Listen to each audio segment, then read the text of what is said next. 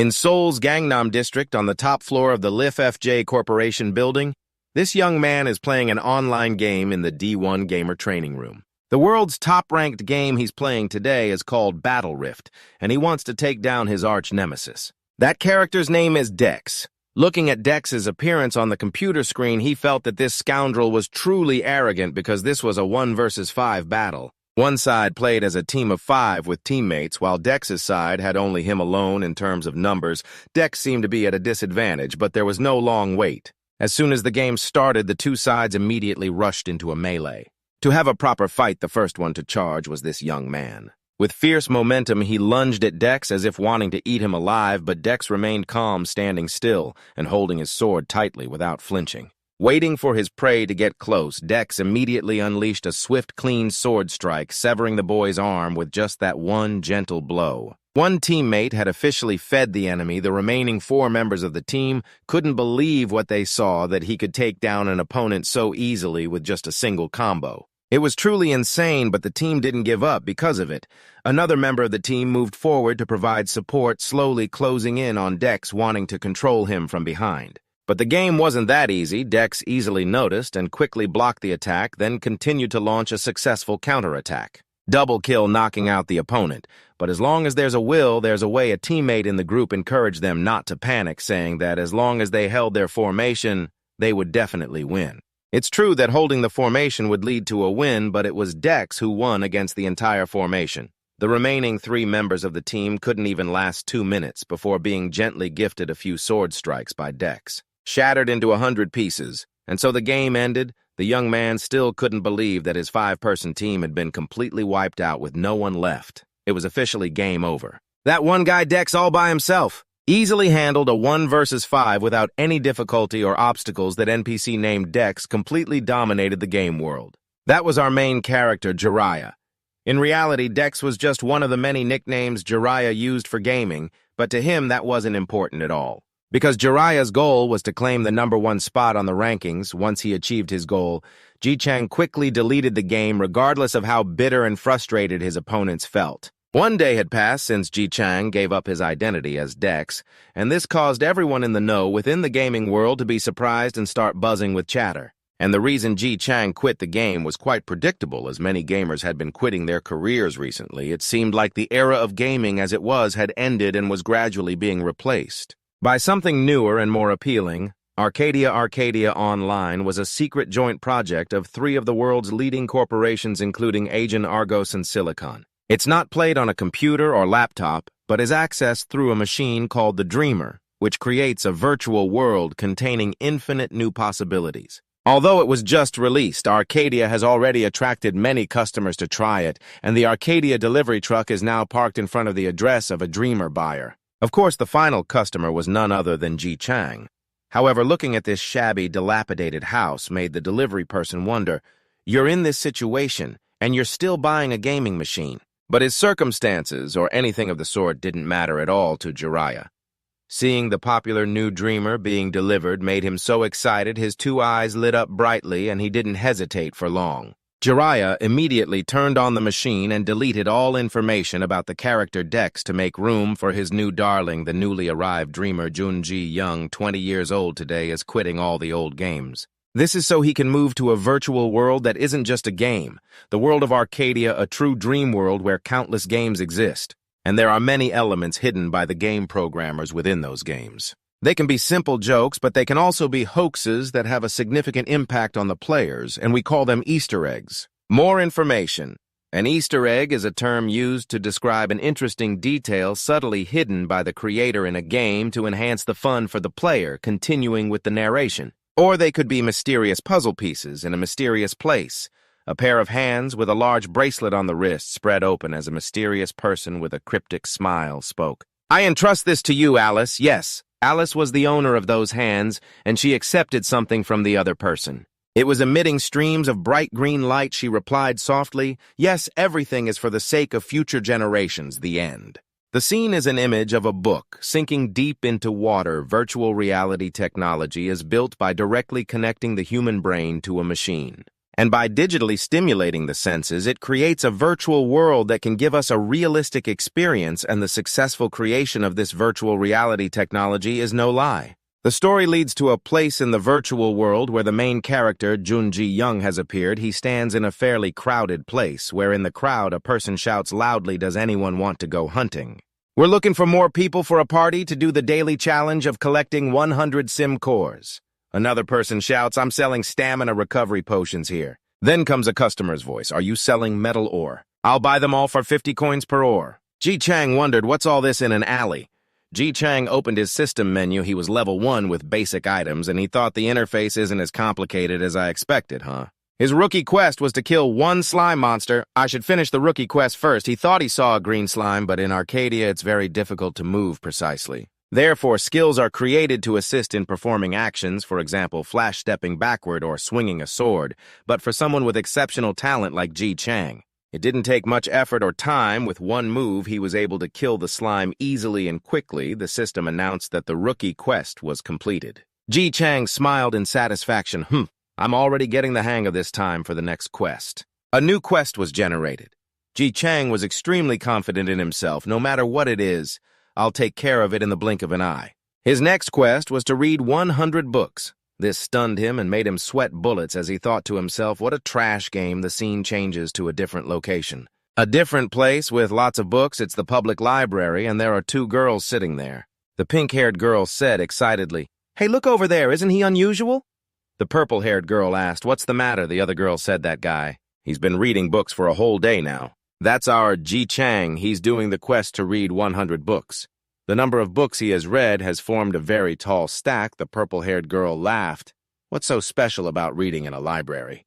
The younger girl said, "Hey, you know it too, sis. These days, even if it's for a quest, people just skim through about 10 books and then leave immediately. Have you ever seen anyone read as intently as that person?" Meanwhile, Ji Chang was reading while silently cursing this damn game. "I'll definitely wipe it off the map," the older sister said. "Tisk.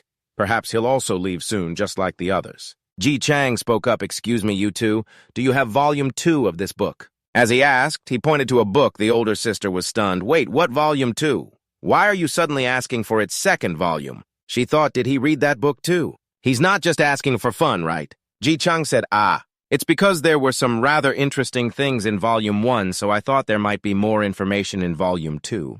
The older sister wondered some interesting things. Ji Chang said this book. "History of Arcadia, Volume 1, the oldest trace, Edelin," he said to the girl's bewilderment, so she brought another book over here. "Here is your Volume 2, please read it to your heart's content. Just make sure to return it." He replied, "Okay, thank you." Upon receiving the book, he immediately voiced the question on his mind. "I'm a little curious, why do you keep Volume 2 in a separate place like that?" The girl replied, "That's because this is a special book that you can only read by asking me for it directly." Ji Chang reached out and touched the book. A very strange sensation appeared in a mysterious dimension. Alice was there. "Rookie Village, Edelin. An unexpected event has been detected. The conditions for a hidden quest to appear have been fulfilled." Designating the player as a special subject requiring analysis, Ji Chang took the book and smiled. A long time ago, there was a legendary explorer. He hid a treasure at the bottom of the lake in the rookie village of Edelin. Its existence has only been passed down through rumors, and no one has yet been able to find the location of that treasure. One thing is certain. It is the most ancient trace of darkness. People rumor that the legendary explorer of the past, Ezra, hid it near the lake beside Edelin. But of course, not a single person has been able to find the trace of darkness there. So this legend was gradually forgotten, and if it's the lake near Edelin, then it can only be Lake Erun in front of the village, right? The main character thought as he examined the map and looked at Lake Erun. Ji Chang had arrived at the shore of the lake, surrounded by natural scenery under the setting sun. North of Edelin at Lake Erun, he thought to himself, I only came here because it seemed interesting.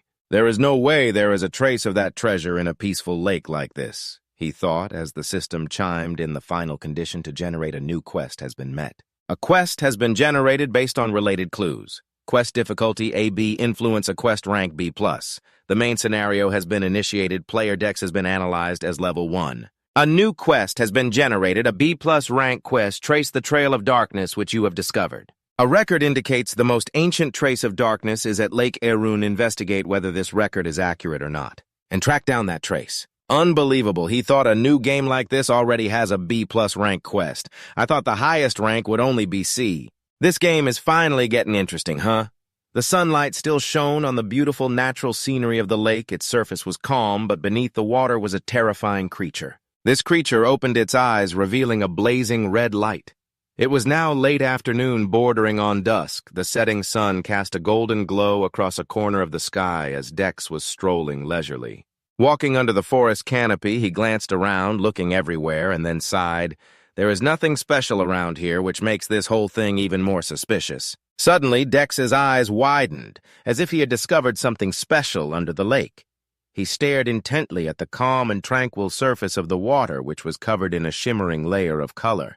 A sparkling gold from the afternoon sun shining on it. Then, with a look of determination, he rolled up his sleeves. All right, then. After saying that, Dex immediately took a running start and dived straight into the lake, creating a large wave that splashed water everywhere as soon as his entire body was submerged deep underwater. Dex quickly and sharply noticed what this is. A small lake being this deep is a bit much. Meanwhile, at Arcadia's Korean branch, a group of people were extremely tense in front of a large screen displaying a blazing red warning sign: "Main scenario has opened." The person in charge was the acting CEO and also the general manager of Arcadia's Korean branch, who was currently tearing his hair out. "I am about to go crazy." He frowned in annoyance and said, "What the hell did you do on a continent that has been open for less than a week, and the main quest is even?"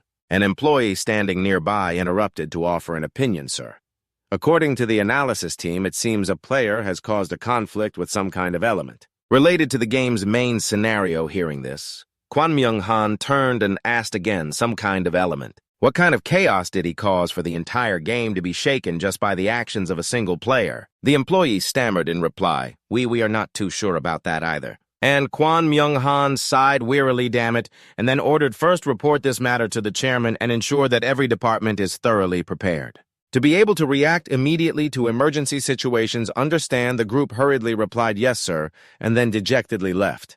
The entire room was left with only Kwon Myung-han, who was still lost in thought over the difficult problem before him. The main scenario was generated just 4 days after the opening. The U.S. server is also very peaceful, even though it has been open for over 3 months. Is this the result of a Korean server? Meanwhile, on Dex's side, he had just surfaced from the water, gasping for air after his recent exploration. One by one, system panel squares appeared before his eyes. Diving skill has increased to rank B. You can now dive deeper for a longer period of time. Your accumulated points have increased by 1. Soaked to the bone and exhausted, he sat by the lake's edge, recalling the recent memory, and could not help but frown. Damn it felt like I dove 200 meters deep, but I could not even see the bottom of the lake. His gaze drifted to the distant shore on the other side, where the forests were shrouded in darkness. His will began to waver. Should I just give up now? He started to wonder again. Right now, when the game has just begun, other players are trying their best to secure a top position. Wasting time leveling up my diving skill at a critical time like this. Suddenly, he clenched his fist, and more importantly, the $920 monthly payment for the gaming pod. A tense internal struggle began in Dex's mind. I was thinking of paying with items dropped in the game, but at this rate, I will not be able to make nearly $1,000 a month. However, that hidden, undiscovered thing is also something special. It made him feel very attached. A hidden quest. Something completely for me, a quest totally separate from other players. After hesitating for a moment, he stood up straight, looked at his reflection in the water, and continued, "If the reward is nothing, it will be heartbreaking." But suddenly Dex made up his mind. He flashed a confident, triumphant smile. As a player, I cannot just let this opportunity slip away. All right, I will do everything I can. Meanwhile, at the Silicon headquarters in Silicon Valley, USA, in the chairman's office, a petite girl with blonde hair, styled into cute two-sided pigtails, was sleeping on a bed with the appearance of a child. Completely contrary to her identity, she was Jenny Capital, the head of the Silicon Corporation. Suddenly, something startling caused the little girl to open her eyes wide. Waking up from a daze in a room filled with adorable things, a scream suddenly echoed. "Jack, what do you mean? The main scenario has been generated in Korea." A man named Jack appeared on a large pale blue screen, his hair covering half of his face, creating a mysterious look. He replied softly, "A Korean player has discovered a clue leading to a hidden class concealed in the beginner village. According to Alice's analysis, there is a high probability that this will lead to the main scenario. This is unfavorable news for the corporation." Jessica Powell, sitting in front of the screen, scowled and lightly ruffled her hair. Did we really leave something that would cause such an impact? Such a huge impact in the beginner village. Jack gave a faint smile and replied it was not us, that bastard left it there. As he spoke, a blurry figure whose identity was unclear appeared in Jenica Powell's mind. She laughed angrily and hissed, "That damn bastard," saying that she ran over and hastily threw the objects on her desk aside to find her tablet. She hurriedly searched, scrolling back and forth for a while before exclaiming. Found it, however, the information before her made her feel baffled as she read hidden class anarchist poet, no method for level calculation. "No attack skills, what the hell is this? How are you supposed to play a game with this?" she said, discontentedly faced with her fiery attitude. Jack remained calm and spoke, but in return they receive a special ability. Jenica Powell's eyes lit up. A special ability. Wait a second. After saying that, she bowed her head and continued searching for something. However, it is unknown what she saw in the next second, nor what it was that could make her eyes widen, tremble, break into a cold sweat, and let out a loud scream that echoed throughout the building. This is insane. Returning to the virtual world of the game, it was now 10 days later. The familiar scene of the lakeshore and the distant forests appeared as Dex emerged from the water holding a strange object. After a period of diligently sticking to this place, he had finally obtained the result he desired. He stood half submerged in the water, raising the strange item high to examine it, then smiled with satisfaction. "Awesome, I found it." Beside him, the system panel was announcing in sequence, "Diving skill has increased to rank A. Your accumulated points have increased by 1. Your water affinity has increased to 10. You can now dive to very deep places." He was still engrossed in admiring the item he had just painstakingly found when a sudden sound drew his attention, causing him to turn. Written on it were long lines of text announcing the quest. "You have completed the quest. Find the traces of darkness. You have found the notes proving the ancient clues." The most ancient traces of darkness in Lake Erin, confirming that these records are true, and finding evidence to support it. Objective complete, 1 out of 1. You have received the reward, Dark Necklace. Dark Necklace is the name of the beautiful item he had just found. Inside it contains traces of the void from ancient times. If you use this item, you will need to consider it very carefully.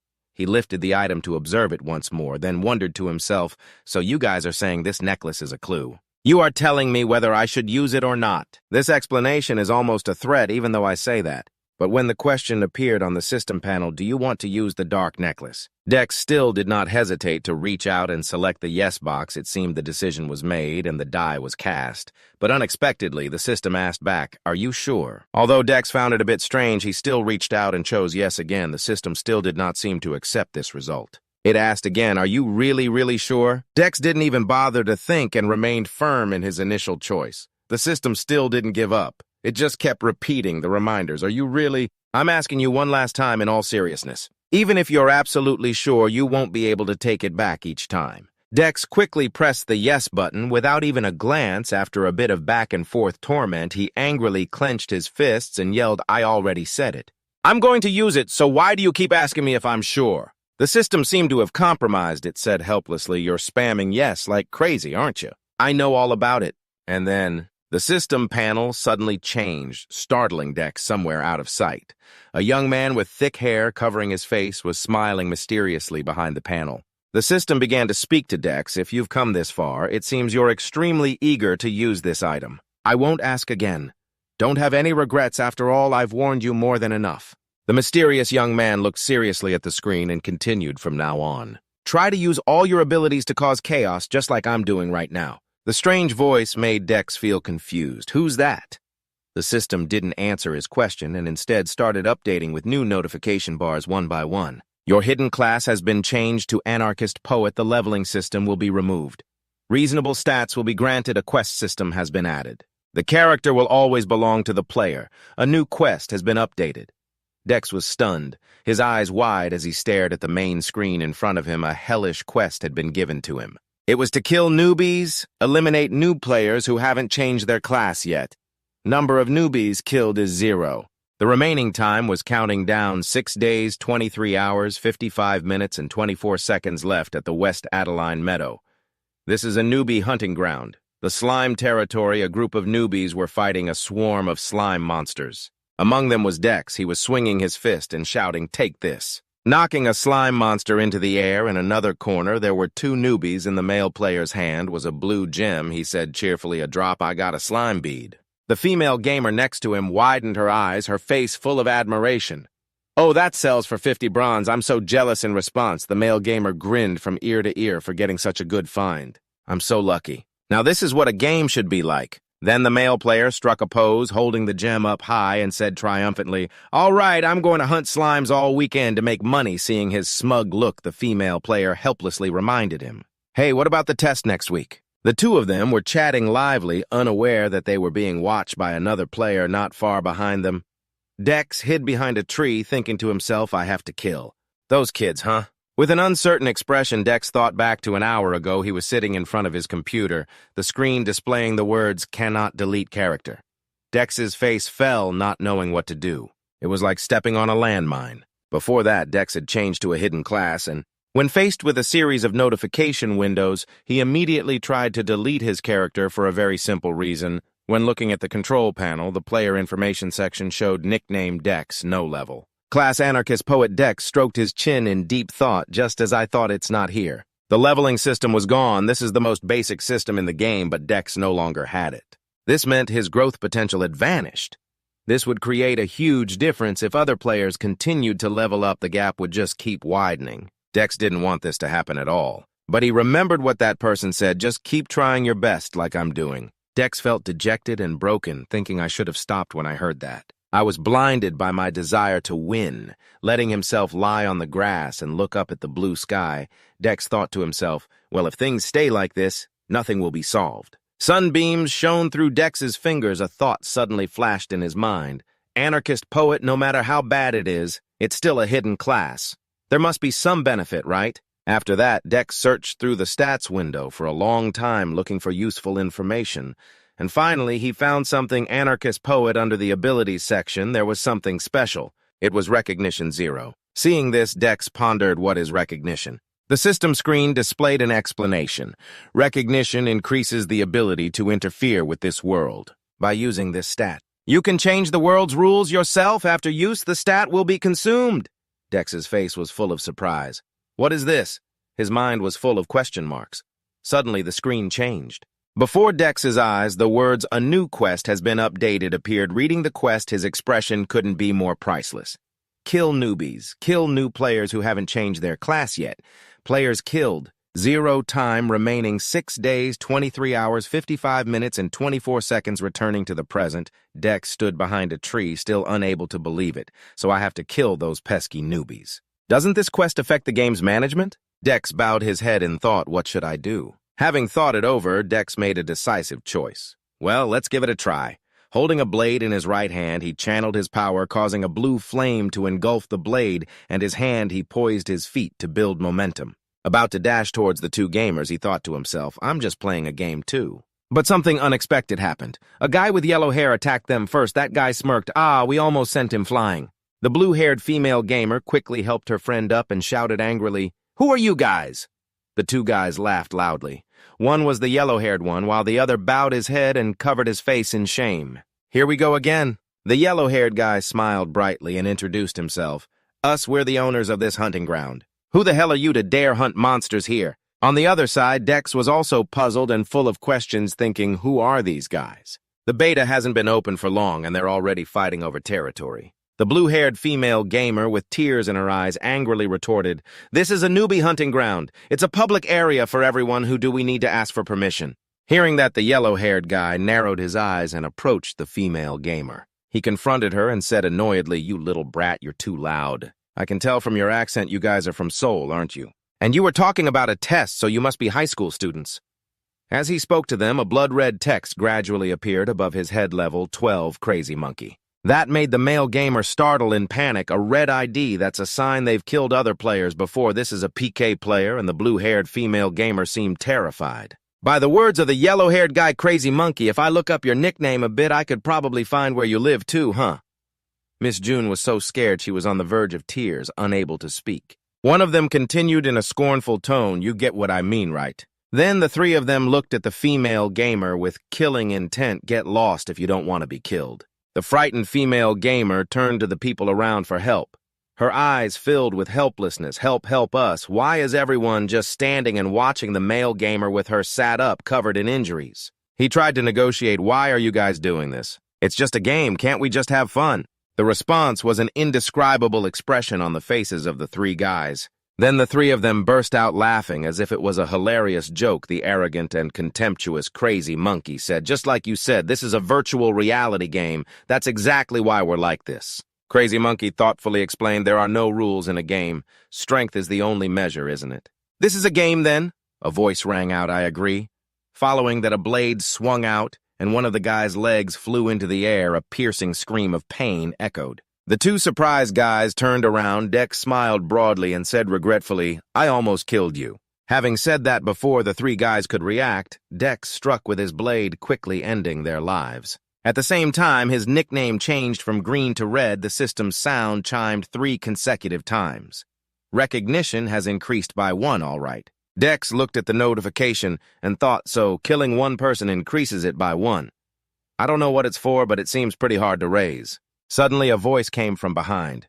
Thank you. It turned out to be the 2 gamers who ran over and knelt down, thanking him, thinking Dex had saved them. They said in unison, "Thank you for saving us. How can we repay you?" And Dex replied coldly, "No need to thank me, because I was planning to kill you 2 for my quest anyway," in front of the 2's shocked faces. Dex slung the blade over his shoulder and smiled gently, but his words sent shivers down their spines. "Don't put up a fight now. It's just a game, isn't it?" The male gamer only had time to think, "I can feel it." That look was real. He's insane. And then he was sliced in half at the same time. The system announced twice in a row, recognition has increased by 1, meaning that 2 gamers had disappeared from the game. Under everyone's gazes, Dex silently said, "Next." Then he turned his head and grinned with the large blade on his shoulder. To the horror of the crowd, Dex said, "It's your turn now, you onlookers. Any last words?" After that, the forest echoed with piercing screams, the sound of fleeing footsteps, and everyone's pleas for mercy after that day. A rumor spread on the Arcadia homepage. Everyone said only one thing: a true madman has appeared in the night sky over a forest. The full moon cast a sparkling light, illuminating everything. In the forest, on a dry tree branch, sat an owl with glowing eyes. Its eyes emitted a yellow light as the owl stared intently at something. Reflected in the owl's eye was a figure running for his life into the forest. A young man with blue hair ran while screaming loudly, "Ah!" The young man ran for his life, his face covered in sweat. While running, he screamed, "Is anyone there? Save me!" Suddenly, he tripped over a rock, and a loud thud and a big "ah" echoed in the night. Suddenly, the system displayed an injured status. "Your movement speed is slowing down." He lay crawling on the ground, trying to crawl away the system. "Oh, damn it!" He urgently turned his head back and frowned. In the dark forest, a pair of red eyes seemed to be watching him. Making him tense from the shadows, a young man in a green cloak emerged, causing the blue-haired man to panic. His pupils contracted. Dex smiled brightly. His eyes crinkled with excitement. The blue-haired man tried to back away, and as he did, he screamed in a panic, "You bastard," instead of killing normal players. "Why don't you go hunt monsters? Why do you want to kill me now?" Dex held his knife and swung it down with all his might. The blue-haired man tensed up, shutting his eyes tightly and screaming. "Do you think the management company will let you get away with playing dirty right after the game's launch? I'll definitely report you, you son of a bee, hearing this." Dex paused. He looked at him puzzled. What are you babbling about?" He frowned and said, "Think again. Who was it that forced me to do this, huh?" The blue-haired man asked back in confusion, "Huh?" Before he could compose himself, Dex swung his blade and the blue-haired man was split in 2. Suddenly, the system chimed in. "You have killed a newbie. You received 1 acknowledgement." Dex stared straight ahead. In his hand was a red knife. Then he let out a big yawn. I'm so sleepy. In the Arcadia online system, there's something called a death penalty." The death penalty is a 24-hour login ban at a certain company. Everyone was busy working. This is a mechanism the developers implemented to prevent game addiction while also increasing the sense of attachment. Suddenly, a shout was heard. Quickly lift my login ban. I'm the victim of that dirty player. Why was I the one who got banned? Arcadia Online Customer Service Department. The company director frowned and asked what's going on. The employee behind him was sweating as he explained, inquiries related to the PK issue have suddenly skyrocketed. The director frowned. "PK, we're already busy enough. What kind of lunatic has so much free time?" The customer service department resigned itself to working overtime. A system displayed Dex's information panel. Dex no rank anarchist poet equipment stat skills. Acknowledgement 1025 strength, 10 vitality, 4 mana, 10 intelligence, 4 agility, 5 evasion, 3 accuracy, 4 luck, 2 resistance, 0. Dex looked at the system panel and said grimly, the 1025th life, huh? After staying up for 2 straight days, I finally have some results. He yawned and thought, wow, this is harder than I thought, or perhaps I should say. Every time I get criticized for killing, it's mentally draining. Moreover, is it really okay to go on like this mass-killing newbies when the game has just launched? He wondered, this is clearly an intentional disruption of the game's operations, so why did I get this quest newbie massacre 1 kill newbies who have not yet class changed? Newbies killed 1025 time remaining 6 days, 23 hours, 55 minutes, and 24 seconds. He sighed, it's not my problem anyway. Suddenly, a cue sound from behind caught his attention, making him turn his head, From within the forest, a horde of slimes emerged. Surprising him, the system announced, "You have saved a slime from danger. Affinity with the slime race has increased QQ." He panicked, backed away, sweating, and yelled, "Ugh." The slimes piled on top of him and swarmed him. Only his waving hand could be seen. He hugged a cute little slime and said cheerfully, "Ha ha, I guess I can't get along with humans anymore. But it turns out I still have you guys." Suddenly, a noise made him and the slimes curious from the forest. 4 flames slowly approached them. He looked up at them with grim eyes. He gently patted the slime's head and said, "I'm sorry. I'd love to play with you all, but if I don't run now, there's going to be a bit of trouble." The blue-haired man and several others holding torches ran toward his location with annoyed expressions. The blue-haired man looked around but couldn't see Dex. He frowned and broke into a sweat. Suddenly, he pointed in the direction Dex was fleeing and shouted, "There he is, get him quick!" Dex ran like the wind through the forest, and after a while he discovered a cliff up ahead. He was getting closer and closer to that cliff. Dex stopped with the cliff behind him. The others stood before him. The blue-haired man said with an arrogant expression, "Ha ha, after all that running you ended up at a cliff, how pathetic. You look just like a cornered sewer rat. Just give up and die hearing this."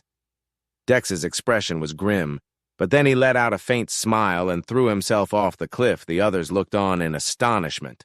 The blue-haired man stared in shock and stammered, "That crazy lunatic. He actually jumped. Is he an idiot or something?" Dex smiled sinisterly and logged out on YouTube. Some images of him were shown with the headline, "Breaking News, Dirty P. Kerr, the massacring behavior of the newbie serial killer." Right below that video were controversial comments about the incident. "Somehow going down the path of a newbie slayer, that's interesting." "Interesting, You try getting killed and see if it's still interesting then." Judging by his items, it looks like he just class changed into a top-tier warrior controller. LOL, but what's wrong with that guy? Does he have some kind of mental problem? This is no time to laugh, the blue-haired man after failing to catch him. Dex was furious. He looked at the screen.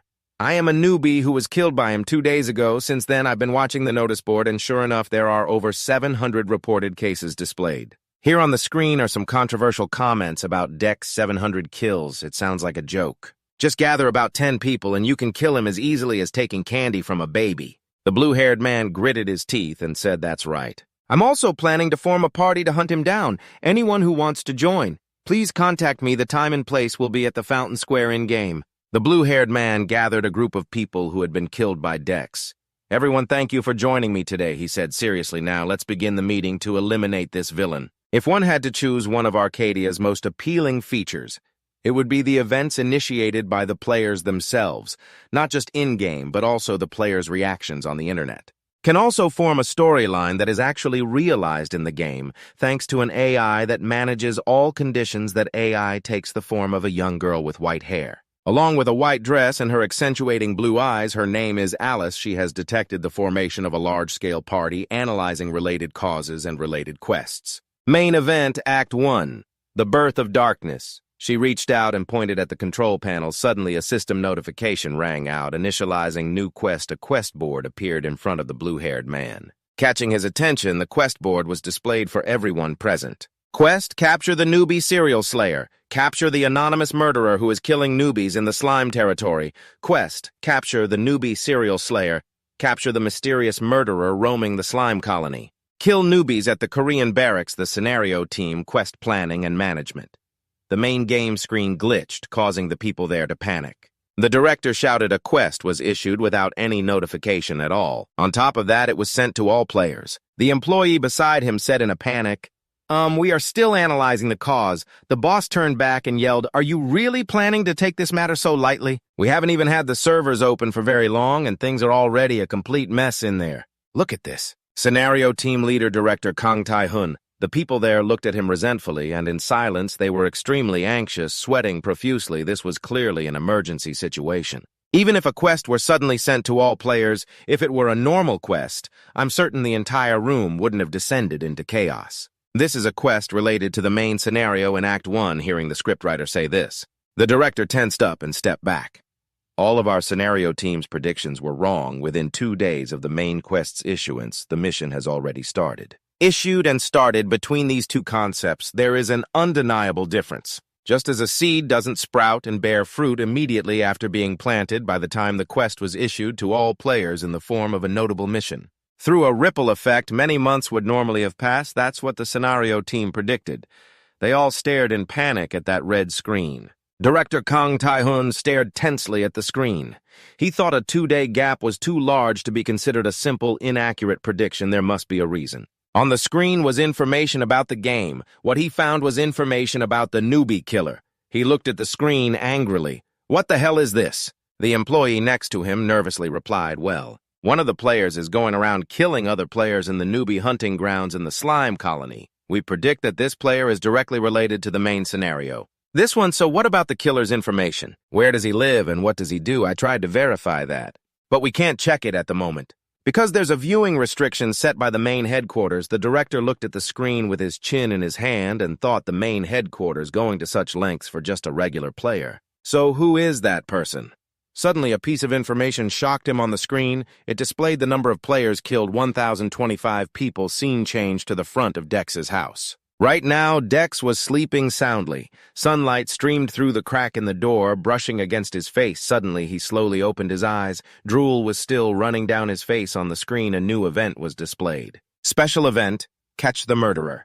A righteous quest to capture the murderer with Arcadia Online, as Justice Blossom's rewards will rain down. Take down the evil PK who has dominated the newbie hunting grounds. He looked at the screen tensely, thinking, what is this? He frowned and forced a strained smile. This is definitely about me, isn't it? In that post. The engagement was very high, which surprised him, and he shouted, "Hey," over 2,000 comments. He frowned and gritted his teeth as he looked at the comments, saying, this is getting complicated. It's a bit embarrassing, but should I just slowly stop everything here? But considering that, there's still so much to gain. He looked at the virtual world login device. His mind was a mess. He looked at the world in the game where the slimes were playing happily. He pondered and said, what should I do now? I didn't expect them to create a quest to catch me the slime colony where the slimes smiled happily and played together. He slowly stood up and said, it's the best place to hunt newbies. Should I find another place? Suddenly a cue sound came from behind him, catching his attention. He turned around to look. Oh, a slime with a sad expression called out. He looked at the slime in surprise. A slime. Oh, it's so hard to hunt. Hearing the sound, he looked up to see 2 people walking and smiling. The orange-haired guy said, Keke, I told you to pick a class other than a mage. The brown-haired guy next to him angrily held a wooden stick and replied, damn it. I didn't know hunting just one slime would be this hard. The orange-haired guy gritted his teeth. He saw the slime standing at Dex's feet. He shouted, I found the slime we were hunting. The 2 of them, one holding a sword and the other a club, ran over there. Hey, you were hunting that. Don't you touch it. Don't try to steal our kill, okay? That's not cool. Don't you touch that slime. Its HP is really low. It might die instantly. Hearing them say that, Dex looked down at the little slime that was looking at him sadly. He lowered his head, then he opened his eyes and looked straight at the 2 of them. He pulled the hood of his cloak over his head and slowly walked towards them. The orange-haired guy frowned and asked, what's wrong with that bastard? The brown-haired guy next to him suddenly realized, wait, that appearance. I think I've seen him somewhere before. He stared intently at the 2 of them. The orange-haired guy frowned. Hey. He slowly ran a few steps. The orange-haired guy reached his hand out towards Dex. The red-haired guy frowned and shouted, are you deaf? He looked up silently. Suddenly he let out a small laugh, then suddenly collapsed and screamed, it's the PK. The orange-haired guy frowned. His eyes widened in shock and said what? He rolled on the ground playing the victim. I'm going to die. The PK is here. The orange-haired guy standing next to him stammered, hey, what are you saying? I'm just going to push you. He still tried to scream, "PK! The PK is here!" The people nearby who were looking for the PK, hearing that their eyes lit up PK, they looked towards the two of them. The reward made the orange-haired and brown-haired guys shout in shock, trying to explain no. That bastard was in my way, so I just pushed him. The orange-haired guy turned back and shouted, "Isn't that right? Look, that suspicious-looking guy over there is the one." When the orange-haired guy turned back, Dex and the slime had already run away. He shouted, "Ah, he ran away!" The people there frantically ran towards the orange-haired guy. "Shut up and hand over the event reward. You murderer, how dare you target young newbies? You psycho reward? The crowd glared at the two of them. The brown-haired guy was sweating nervously and thought, now I remember. I was wondering where I'd seen that gloomy appearance before. That person is the PK that everyone's been talking about. The sky and ground began to emit a red light, the piercing screams of the two of them. "Wait, we've been framed." "Shut up, you murderer." Scene changed to another forest. Dex and the slime were sitting on a log. Dex was sweating and panting heavily. Phew, I escaped just in the nick of time. He picked up the little slime and smiled. "You followed me here." The slime happily smiled. QQQ. He held the little slime and asked, "Haha, you adorable little thing, are your wounds okay?" The system began to display a notification. "You have saved a slime in danger. Your affinity with the slime species has reached its maximum value. You have received the title Friend of Slimes." He hugged the little slime in his arms and looked up at the system notification saying, he looked up and said, "Well, I guess the number of slimes I've saved is about the same as the number of newbies I've killed, so it makes sense to get that title." He hugged the little slime and thought, however, nothing changes the fact that I've received level 1 affinity with slimes to continue playing the game. I need something to help me get through this situation. The system chimed in. "You have met the minimum requirement for recognition points. You have formed a symbiotic relationship with the slime race. You have been permitted to use recognition points to help them." He looked at the system panel and wondered, help. Level 1 slime, HP 50, mana 0. Attack power 10, physical defense 1, recognition points 1,025, recognition points 1,025. He looked up at the slime in shock. Suddenly he smiled. Ha ha ha ha. This game is going to be so fun and incredibly insane. So this is what recognition points are for, huh? He transferred a wave of orange and red energy into the slime, causing the slime to gradually turn orange. 1,025 recognition points will be used permanently. "Are you sure you want to apply these changes?" He smiled and focused on the notification. Yes, after that on him, and the slime, a great godlike figure, appeared, transferring power to them. That beam of light illuminated the entire forest. The base stats of the slime race have been changed. Monsters are targets for players to defeat. From succubi to stone demons, their existence is crucial in RPG's meaning. Role-playing games where you fight monsters to level up among them are those for newbies. In hunts for newcomers, they provide basic practice, the monsters known as introductory monsters for newbies in the world of Arcadia Online. These monsters are called slimes and have the appearance of a walking blob of jelly. However, what would happen if this monster species became too strong for newbies? The result can be found on the official YouTube page of Arcadia.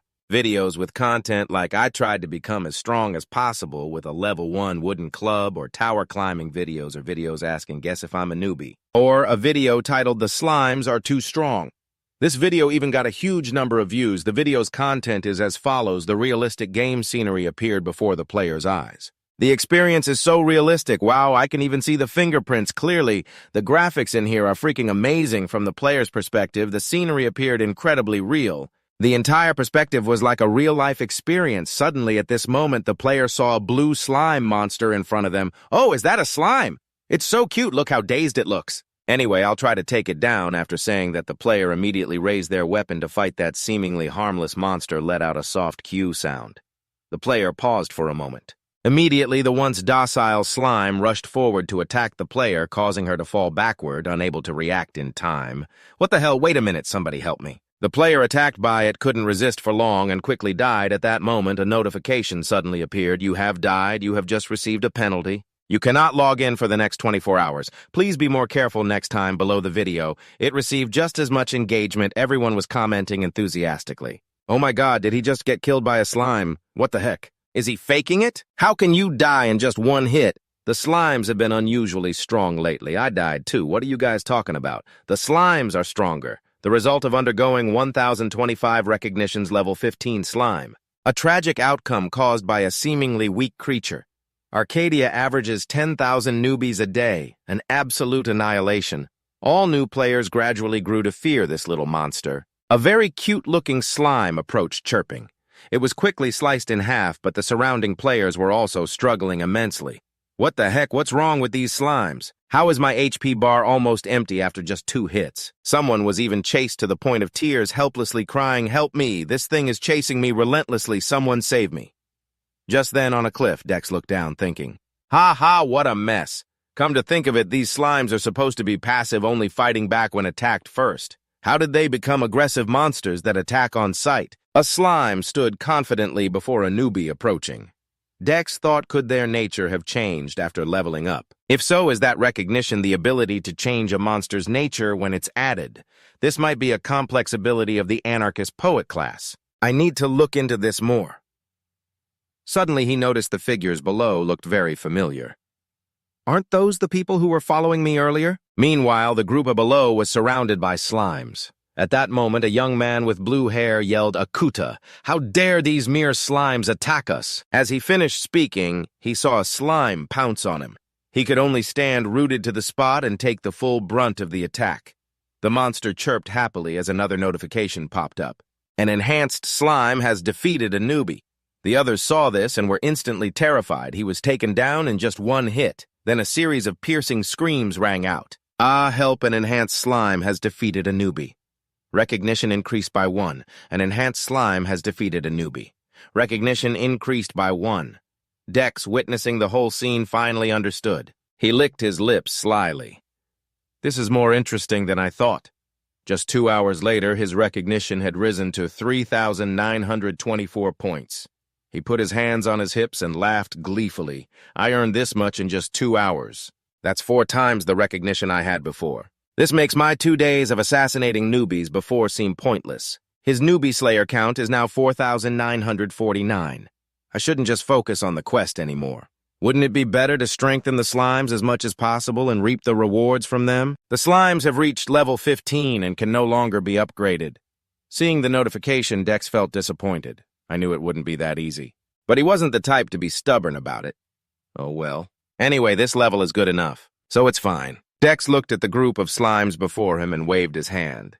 All right then, I'm counting on you guys. The slimes jumped in response. Okay, Master. Meanwhile, at the Korean branch of Arcadia Online, Kwon Myung-han's eyes widened in anger as he roared, "Report now, yes sir, so scary."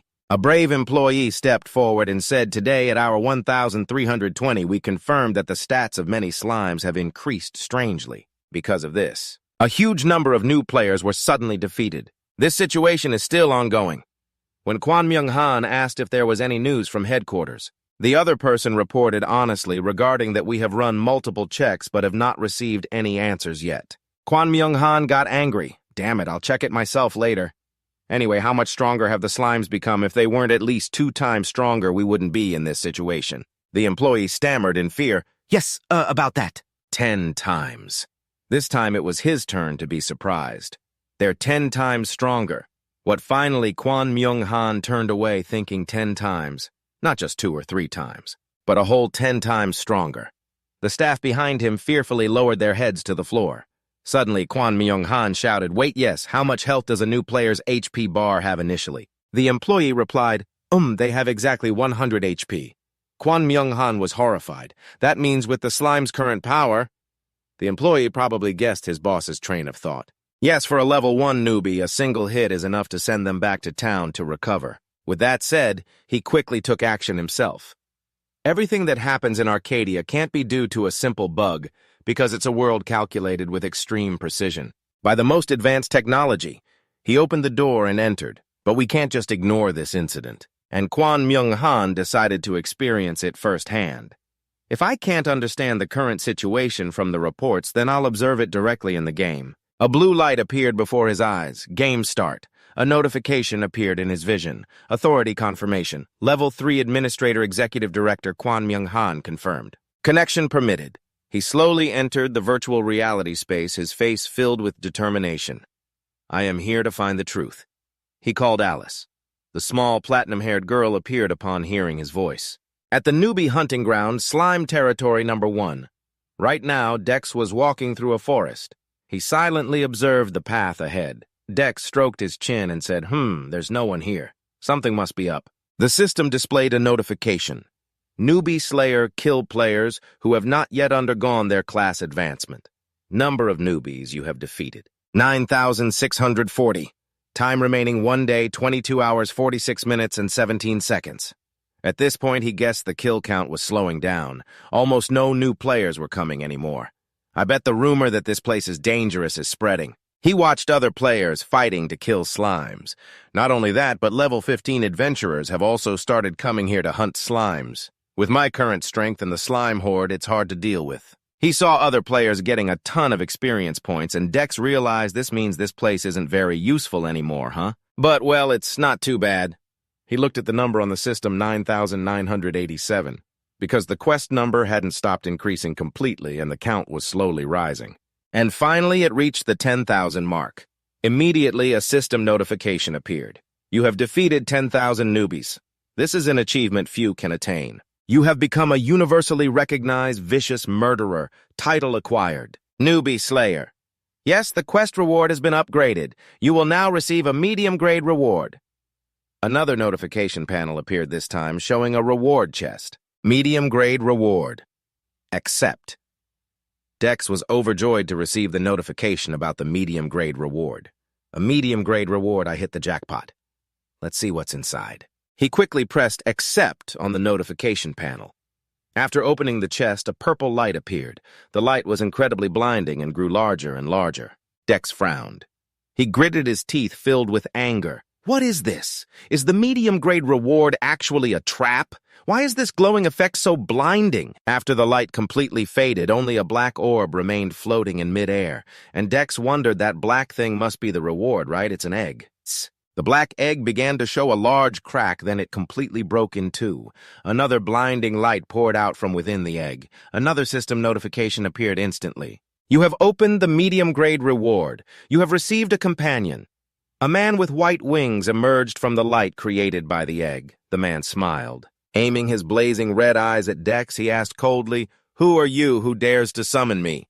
But Dex, intimidated by the man's overwhelming presence, kept backing away in fear. However, he was also incredibly excited, thinking, this pressure is terrifying. What kind of monster did I just summon? As Dex's eyes widened in amazement, he seemed to realize something. Wait a minute, that's the King of Chaos, the Demon King Satan. He looked at the blazing red eyes hidden within the purple light. Dex was utterly shocked. The Demon King Satan gave an incredibly arrogant smile. It seems summoning my full self was a bit difficult, eh? It looks like I've been summoned in a younger form. The Demon King Satan now appeared in the form of a child with white hair, red eyes, and wings on his back. Despite appearing in a small body, the Demon King Satan was still extremely arrogant about his own power. Oh well, it doesn't matter. With this amount of power, it should be enough to kill those damn angels. Dex coldly watched the Demon King, who was only knee-high, flailing his arms and legs. The Demon King was confused. Finally, the Demon King realized that his body had become incredibly small. He looked at himself in a complete panic. Where am I? Whoa, what's with this appearance? What happened to me? Why am I suddenly so tiny? The Demon King gritted his teeth in resentment and looked at Dex. Hey, you human over there. Dex immediately replied, The Demon King angrily asked him, Are you the one who summoned me? Dex scratched his head a bit confused by the Demon King's question. Summon you? I can't do something like that yet. I just opened a medium-grade reward and you appeared. And it says you're my companion. The Demon King was so shocked he went pale, screaming internally. The Demon King found the whole situation unbelievable. He kept questioning it. No, I'm not some low-level imp. How can I be someone else's companion? What the hell is this? How can I be bound by a contract that wasn't even discussed? I've commanded many demons in the underworld, so why am I here now? Dez looked at the Demon King with his tiny body kneeling on the ground holding his head. What is this brat saying? With a hint of disbelief still in his eyes, Dez muttered, So this is the Demon King. Remembering his once majestic and powerful form, the Demon King was now utterly furious, sitting on the ground, holding his face. Damn it, what kind of rotten luck is this, and what the hell is this crap? Seriously! After thinking it over, he irritably called out to Dez. Hey, human. Dez was puzzled. The Demon King floated in mid-air to be at eye level with him. He crossed his arms and coldly said to Des, regardless, "Since I am bound by the contract to be your companion, I suppose we will be traveling together." "For the time being," Des replied succinctly. "Is that so?" The Demon King and his tiny body sat cross-legged on Des's head, and from there the Demon King looked down at him. He took the initiative and made a suggestion since things have come to this. "Let's just try to get along, shall we?" Des looked up at the Demon King on his head and remained silent. He lowered his gaze and wondered, "The Demon King is sitting on my head. Should I be happy about this?" Seeing no reply, the Demon King angrily cleared his throat. He floated in the air, observing Des. "Hey, human, it seems you possess a pretty good source of power, don't you?" Des looked at him, confused. Power? What power? Just then, a system notification appeared. "You can use acknowledgement to release the power of your companion." "But your companion is a demon. Please be careful not to be deceived or instigated." The Demon King flashed a very wicked smile. "Oh, I see now. So this is the reason I am bound to this contract. If things go well, I'll be able to crush those damned angels." Des asked him, confused. "What are you talking about? Explain yourself." The Demon King flew in front of Des and asked wickedly, "Hey, that power of yours, can you give it to me?" Des had been listening to the Demon King, but didn't understand at all. "What power are you talking about?" The Demon King smiled and pointed at him. "What other one could it be?" "The power that allows you to overturn the laws of the world, that very thing you possess." After hearing him, Des could only stare in amazement. "What impossible?" He asked the Demon King again. "You mean acknowledgement?" The Demon King pointed to himself, trying to entice Des to give him that power. "Exactly, after all, for a human. You can probably only use that power to a limited extent. Instead, give it to me. If you do that, I will reward you handsomely." Des imagined a mountain of gold and jewels. The system notification panel appeared. Acknowledgement 8,975. Evasion 4. Accuracy 10. Luck 4. Resistance. Des frowned, speculating that the stat the Demon King Satan coveted meant acknowledgement was a special factor in this game. So he asked the Demon King, "What will you give me in exchange for the acknowledgement?" The Demon King laughed loudly, summoning a magic circle. "Let's see if you give me all of it." A brilliant light emerged from the Demon King's magic circle. He waved his hand and asked Des's opinion. "How about this?" The system displayed a notification panel. Nago's Lament, cloak of Nago, leader of the second rank power in the underworld. Level requirement 150 physical resistance, 2,500 magic resistance, 1,500 special skill. Absorb Wraith Energy Shield. A level 2 demon-type skill protects the player from one critical hit. Des found it incredibly unbelievable, a level requirement of 150. That's insane. "I've heard that even the top-ranked players on the American server who started earlier than the Korean server are only level 50 or so," he thought for me at this moment. In the end, he still refused the item offered by the Demon King. "I don't need that." The Demon King sneered. It seems it's not good enough, huh? Right? There's no way the person who contracted with me would be satisfied with something like this." The Demon King asked him, "In that case, is there anything you truly desire?" Des said to him without any hesitation, "Anything I want. Right now, I haven't really thought of anything." Oh. Suddenly an idea came to him. "Oh, there is one thing." Des asked the Demon King, "You can power up monsters too, can't you?" The Demon King was puzzled by Des's question. He asked curiously, "Oh, what monster?" Then Des said a name, Slime. The Demon King was now completely stunned by him. He asked doubtfully, "Slime, yes." Then the Demon King clutched his stomach and couldn't stop laughing. "You're really crazy. Someone like you is truly interesting. I don't know what to make of this situation. But I've never seen a request like this before." Des ignored his taunts and asked coldly, "So can you do it?" The Demon King pointed to himself and confidently declared, "There is nothing I cannot do. All right, how much will you give me in return?" Des looked at the system acknowledgement 8,975. He laughed loudly and told the Demon King all of it. The Demon King also laughed with delight. They were now standing in a magic circle, and the Demon King shouted, "Establish the contract." A massive beam of light shot down from the sky, illuminating the ground and even the surrounding areas. Lightning crackled across the sky. The slime's body began to change, taking on a humanoid form. A system notification appeared, Slime Queen level 100. A massive flame erupted fiercely, fire arrow Q. A sudden voice rang out, "Hoo-hoo, a piece of cake." A red-haired man carrying a greatsword on his shoulder said, "I don't know if it's a bug or what. But overall, this situation is pretty great. Killing a few of them gives a decent amount of experience points." The large man in armor was extremely dismissive of the slimes. Even at level 20, a slime is still just a slime. After all, they're just weak little mobs with simple attacks, the red-haired man continued. That's what makes the slime den a perfect grinding spot for us. Although they can be terrifying for newbies.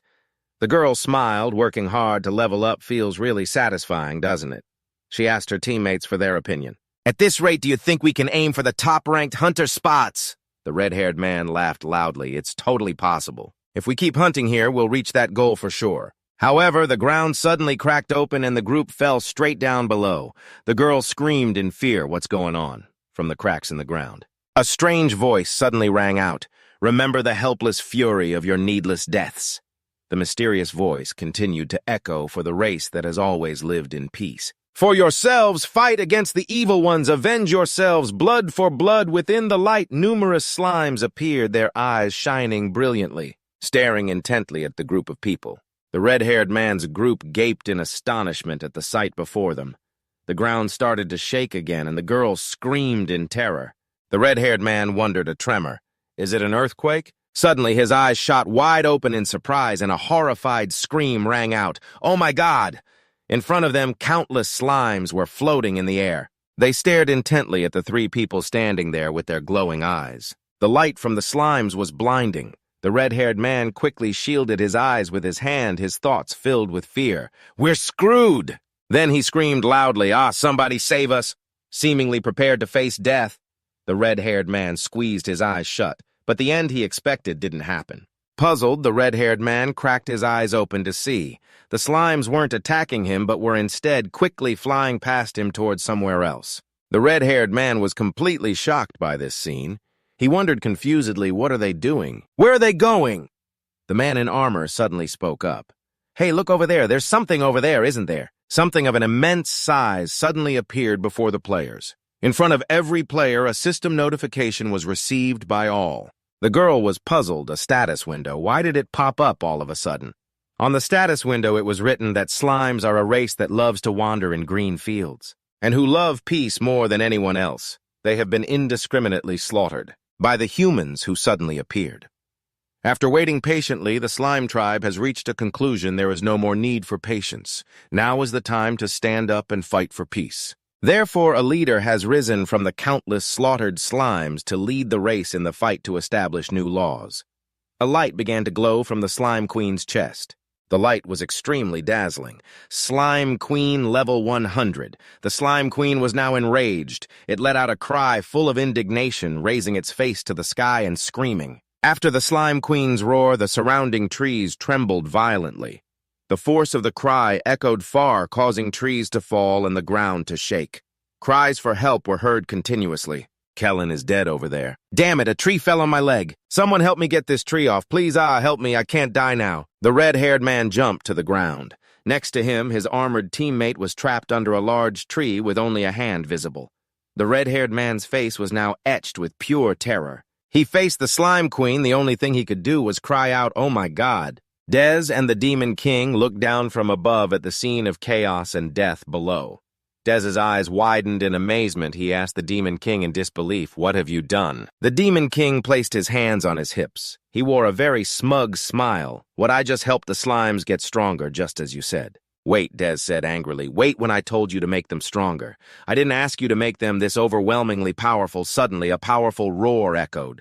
The immense power almost blew the two of them away. Dex hurriedly ran away. He gritted his teeth in anger while the Demon King was extremely excited. Ha ha ha, she's so bold. If she gets any stronger, she might even earn a spot on the rankings of the Demon World Army. The Demon King ran after Dex, excitedly telling him about the slime's future plans. Cuckoo, although they are just weak monsters, but when their desire for revenge is stirred, they become surprisingly strong. They will surely create their own rules.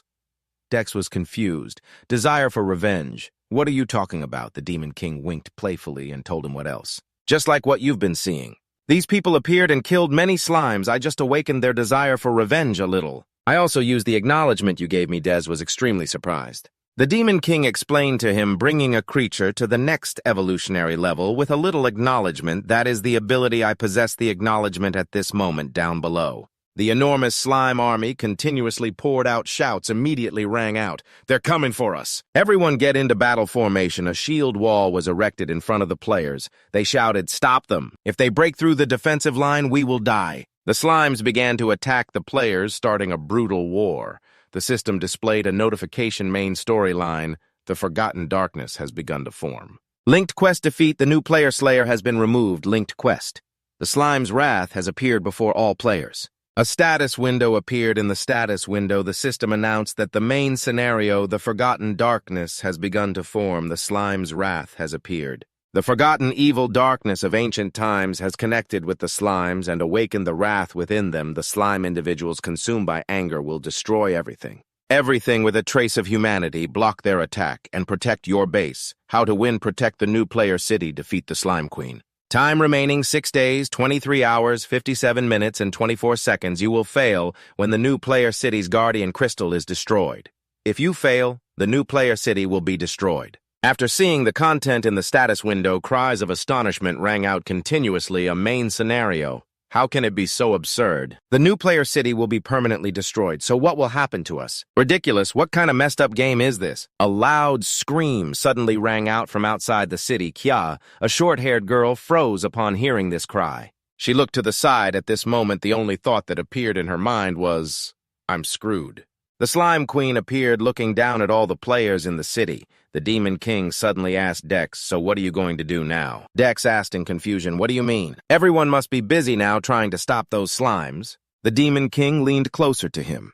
He had a very wicked idea and whispered to Dex, "Now you secretly destroy the new player city's guardian crystal. Then everything will be over, won't it, eh?" Dex secretly glanced at him. He thought to himself, "This bastard, all his words are trying to guide me to do what he wants." And of course, he wouldn't do what the Demon King hoped he would do. Dex answered him, "From now on, I will just sit and watch." The Demon King was doubtful. Watch, but why? The Demon King continued to laugh wickedly as he speculated, "You want to wait until the last moment to crush all their hopes, don't you, Kukuku? Excellent. What a magnificent sight indeed. You are the real demon, aren't you?" The Demon King was still laughing maniacally to himself.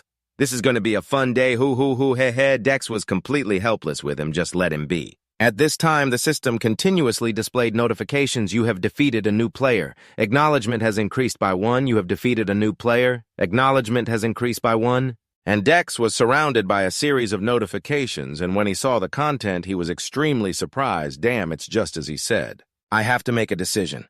Between the players and the monsters, which side should I help to benefit more?" The Slime Queen, a female monster created from countless innocent little slime souls who were slaughtered with a strong will for revenge, possessing a large and overwhelming body. With a characteristic green color, she was roaring angrily in the dark night. I have reached level 100. The stats are respectively HP 12,000, MP 3,000, Armor 250. Magic Resist 120, Physical Attack 5,500, along with the skills Ruler's Roar, Leap, and the trait Shared Tribal Consciousness, able to regenerate quickly. And especially because of her grudge, she utterly loathes humanity. This entire scene was being broadcast in a private meeting room of the Korean branch under the leadership of Kwon Myung-han. He was resting his chin on his hands, intently observing the situation. Then suddenly the scenario team leader, department head Kang Tae-hun, who was sitting nearby, abruptly shot up from his seat and anxiously said, "The server must be shut down immediately. There must be something wrong here. Otherwise, how can a level 100 monster appear in the beginner's village?" Hwang Ji-hee, the lead designer of the design team, also spoke up in agreement with his opinion. "He's right. We have never designed such a monster before." "That means the monster was not designed by the Korean branch. I think this was planned by the headquarters beforehand. I think it might be better if we do something."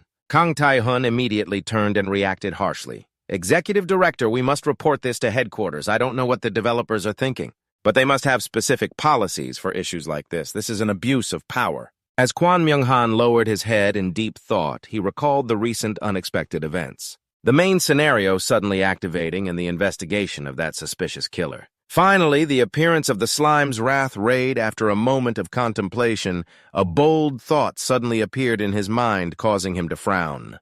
"Don't tell me that. Do you all know what our company wants to achieve?" Hearing Kwon Myung-han ask such a question, it left everyone bewildered. Kang Tae-hun asked in astonishment, "Oh, what did you just say?" But Kwon Myung-han ignored him and continued seriously. It is unlimited potential and infinite freedom. Do you all think things like this are our plan? I mean, from headquarters, do you think those lazy bums would create a detailed plan and just throw it at us? A barrage of questions was asked. Huang Ji-hee asked coldly, "What are you talking about?" As if afraid that people didn't understand his thoughts. Kwon Myung-han continued to explain a player caused all of this. The appearance of the main scenario, the beginner slayer manipulating the number of slimes and so on, and the appearance of the boss monster, all of these things. Everyone present in the meeting room was simultaneously stunned. A clamor of noise erupted. How could that be possible? Wait, if we check the quest log, it's actually possible, while Kang Tae-hun asked doubtfully, does that mean all of this? Was caused by one suspicious player, Kwon Myung-han replied in any case. If this situation was caused by a player, then we cannot intervene because that is Arcadia's policy, he said, looking down at the tablet under his desk.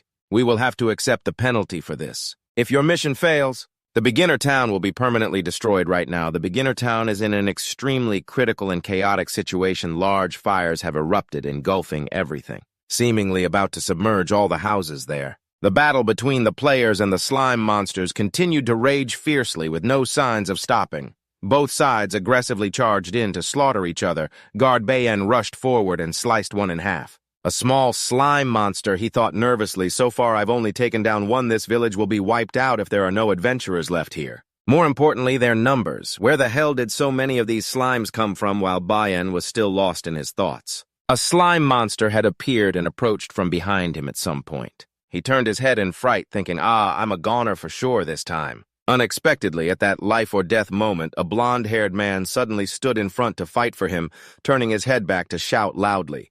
Take this chance to retreat, old man. Bayan suddenly came to his senses. All right, I understand. The two of them immediately ran to hide in a small alley tucked between the houses. Bayan clutched his apparently seriously injured arm and said wearily, Woo, I didn't think they would chase us all the way here. The blonde-haired man, while observing the situation outside, comforted him. Treat your wounds here. I'll keep watch. Guard Bayan looked up at the man and said, Thank you. I only escaped death because of you. I don't know how to thank you enough. The blonde-haired man turned back, gave a thumbs up, and replied with a smile, Don't worry about it, I just did what I had to do. Bayan didn't see it as a normal thing. He still insisted, no. Looking at you reminds me of my commander. He also used to go around helping people in danger, just like you. Hearing that, the blonde-haired man scratched his head in embarrassment and forced a smile. All right, while thinking to himself, this is actually more awkward than I thought. Guard Bayan suddenly became more tense. Something has brought me here. He said, then looked straight at the man and asked, When you have time, could you meet with me for a moment? The warrior's records are written in my grandfather's journal. The blonde-haired man looked at his system's quest panel. Hidden Quest the Savior. You have met all the conditions for a class advancement. Do you accept the title of legendary hero? He was a little surprised, unable to believe his eyes. A hidden quest. Have I finally found a hidden quest like in the rumors? Wow, this is insane. Is this something people can find in the main scenario? Then he struck a very determined pose. I'll do it. I'm really curious about what that guard said. Guard Bayan was amused by his demeanor. Ho, ho, ho. I'll be waiting for you, but first he said we need to stop this monster. That battle. 3 days had passed since the Slime's Wrath raid began, and after about half a week dedicated to the raid, the players were truly helpless against the Slimes. Throughout the 3 days, however, the Korean players did not back down. The tide of battle turned when high-level players also joined the raid.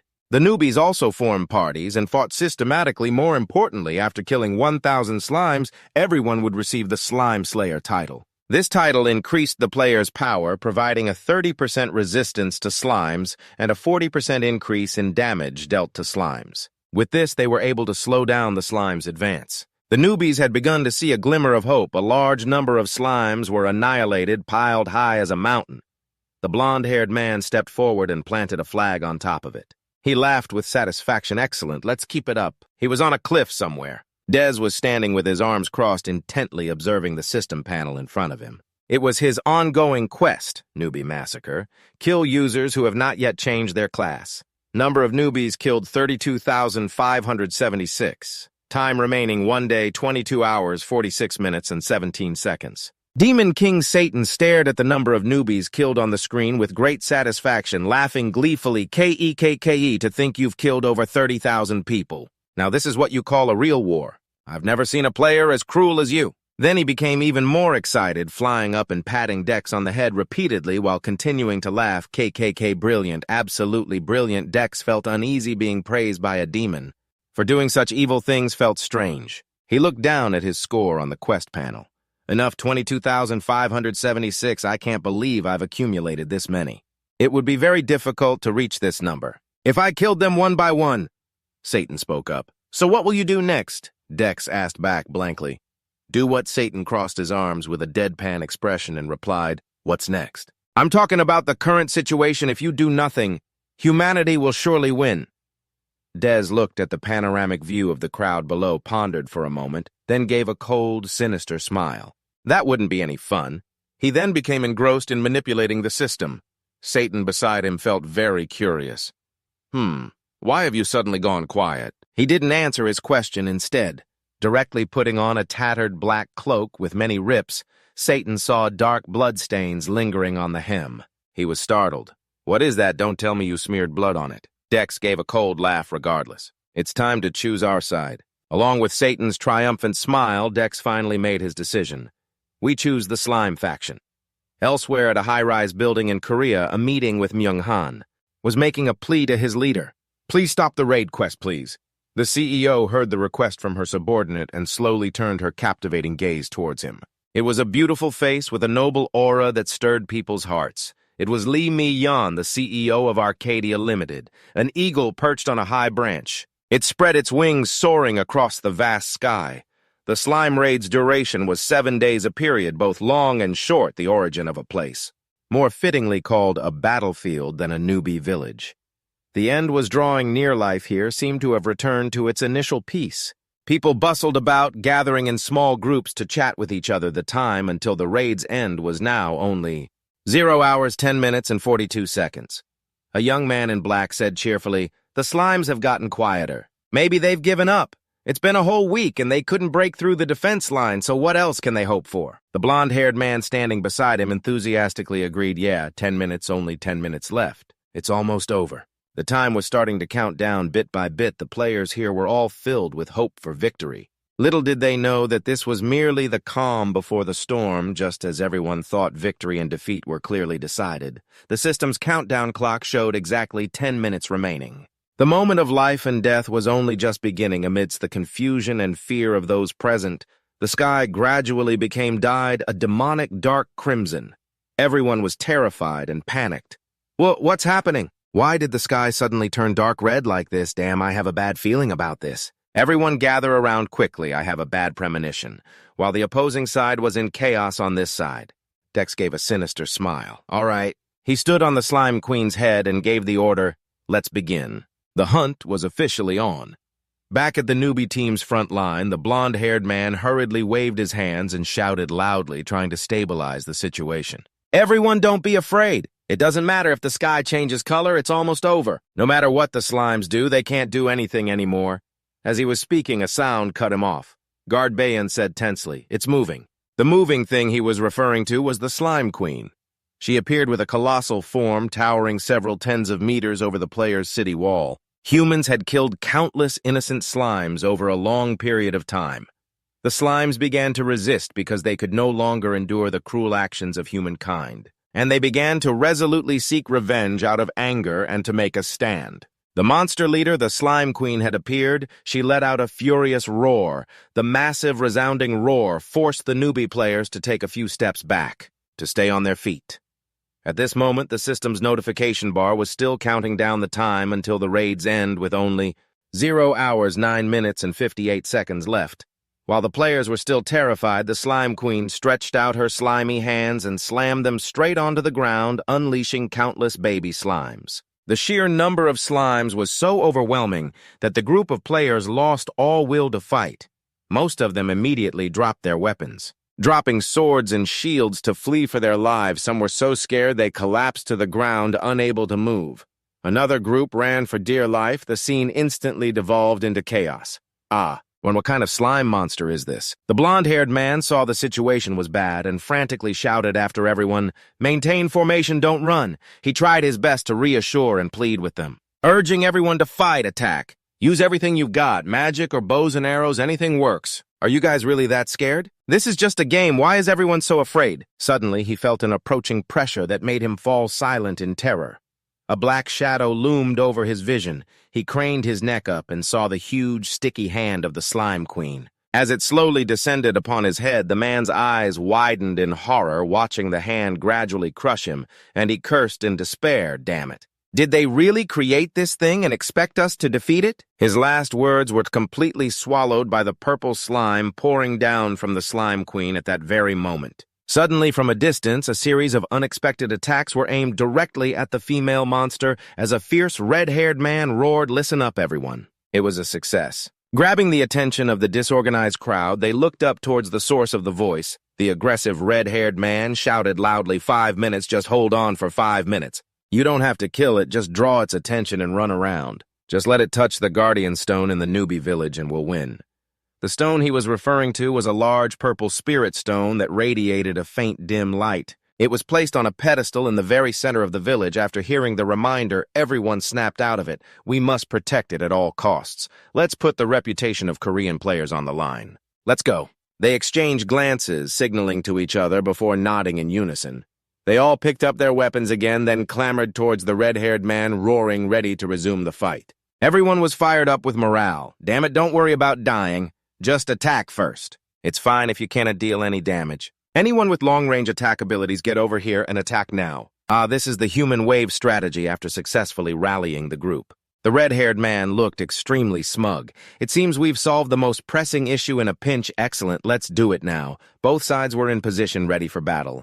The giant Slime Queen faced a large group of newbie players who would be the final victor. The time for the decisive battle was now down to only 10 seconds. And the countdown began. The slime monster struck first, pouring a large amount of bluish-purple slime towards the players as she aggressively swept her arm in a fierce motion. It broke through the defensive wall while sending a small number of players flying into the air. The red-haired man immediately advanced, wielding his massive sword. He even issued a challenge, "Come at me." "I'm right here, you filthy pile of slime," he said, then slammed his sword into the ground for momentum and charged straight towards the Slime Queen, rushing forward with incredible force. Golden flames flickered around his sword. The Slime Queen was in no hurry, and just as the man was about to close in, she used her magic to cast a spell. She created a barrier shield that repelled the man with the force of his own attack, flinging him away. However, he remained stubborn and refused to give up.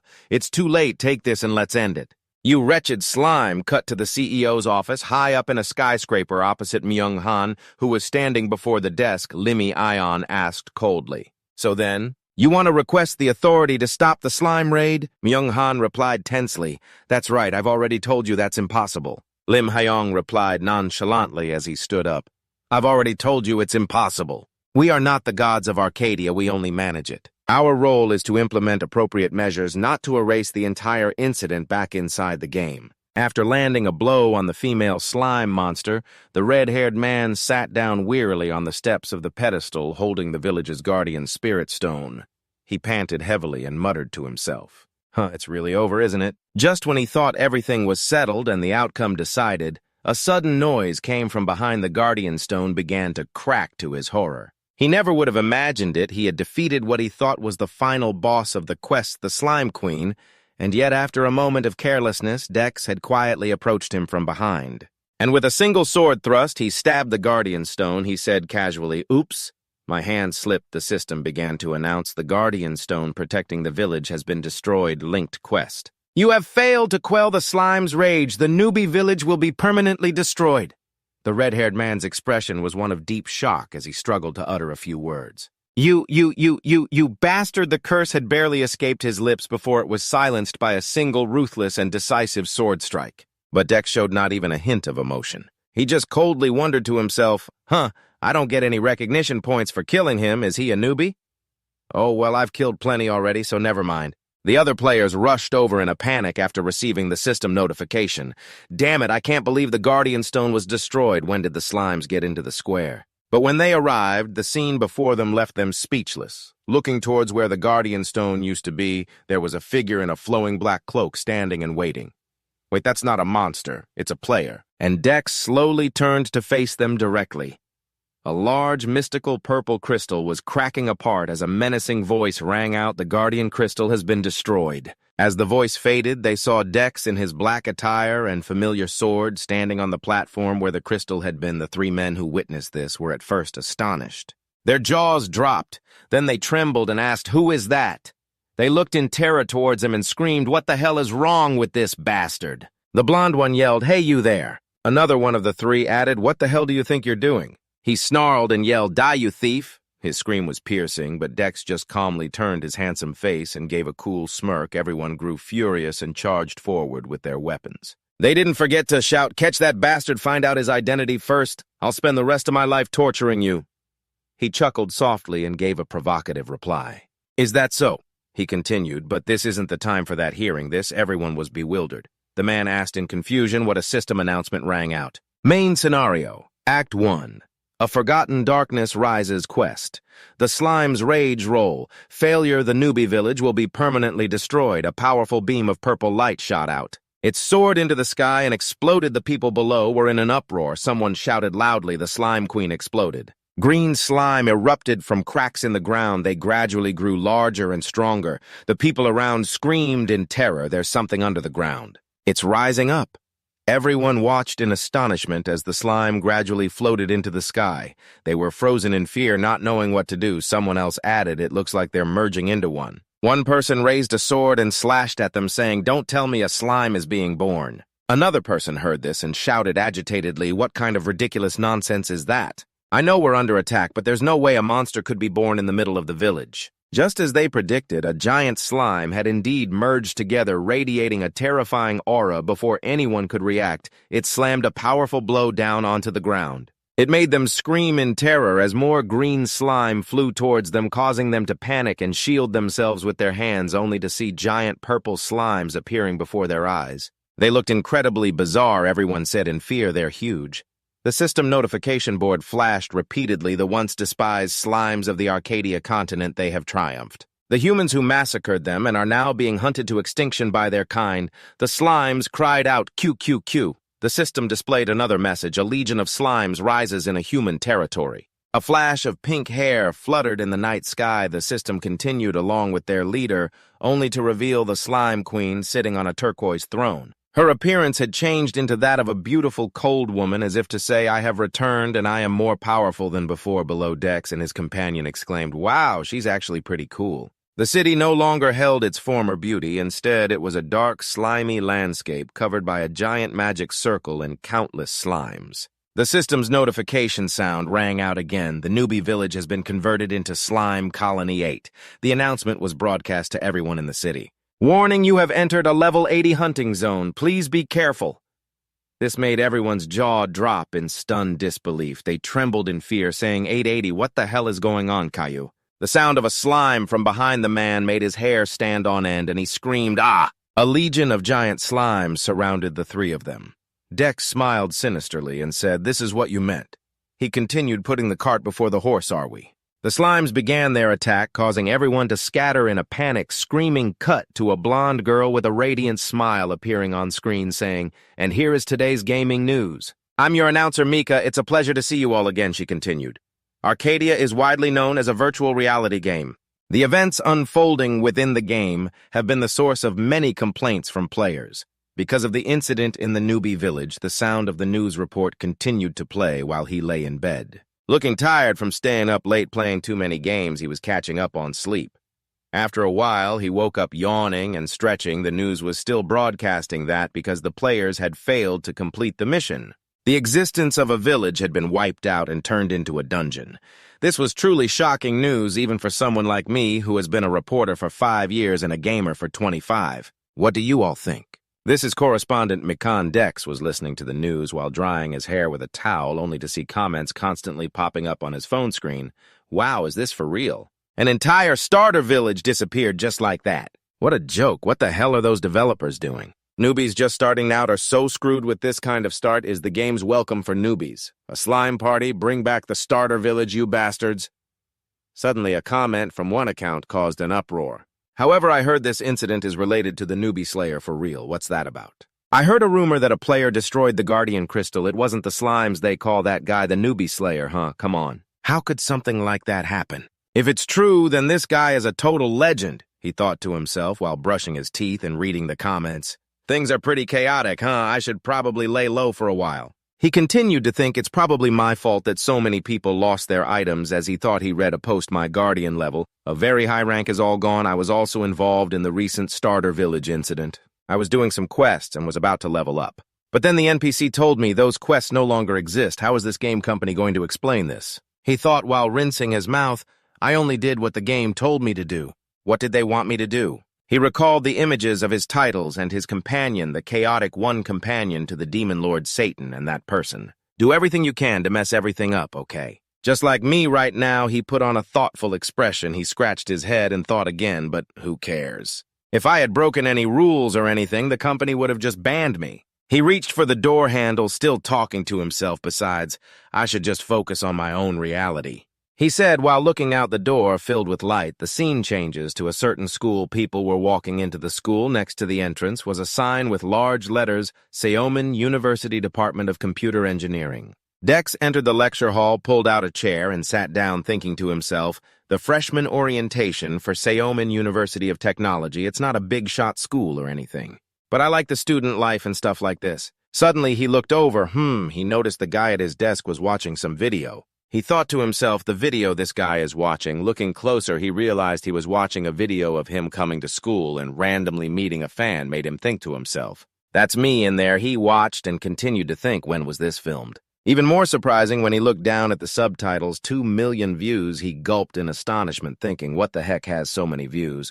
But more importantly, there's the money from those views. Suddenly, the guy next to him turned his head and asked, are you interested in this video too? It startled him. He said shyly, I'm sorry, I just happened to glance over. The video looked so interesting, he thought to himself, how could I not watch a video that has me in it? The other guy held out his hand to introduce himself. I'm Ji-gyun. Hello, sitting at the same table like this must be fate. Let's get to know each other, he replied. Oh, hello, I'm Kwon-dex. Ji-gyun continued. This is a clip from the game Arcadia.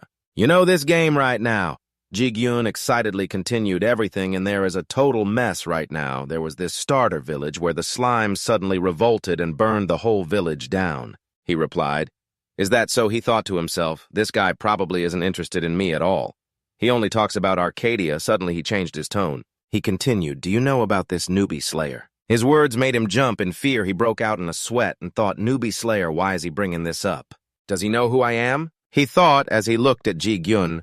Maybe he believed in the truth that people with glasses are often very dangerous. The entire scene of the incident at the starter village was being watched live by Lim Yong on a tablet in her office. Faced with this result, she didn't have much of a special reaction, just quietly remarked, the starter village has been destroyed.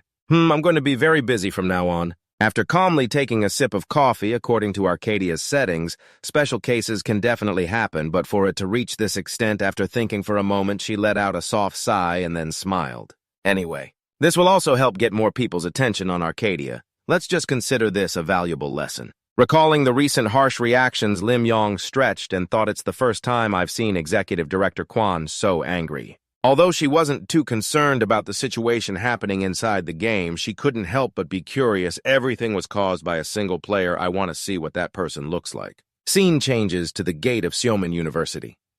Dex had a slightly surprised look on his face. Does he know who I am now?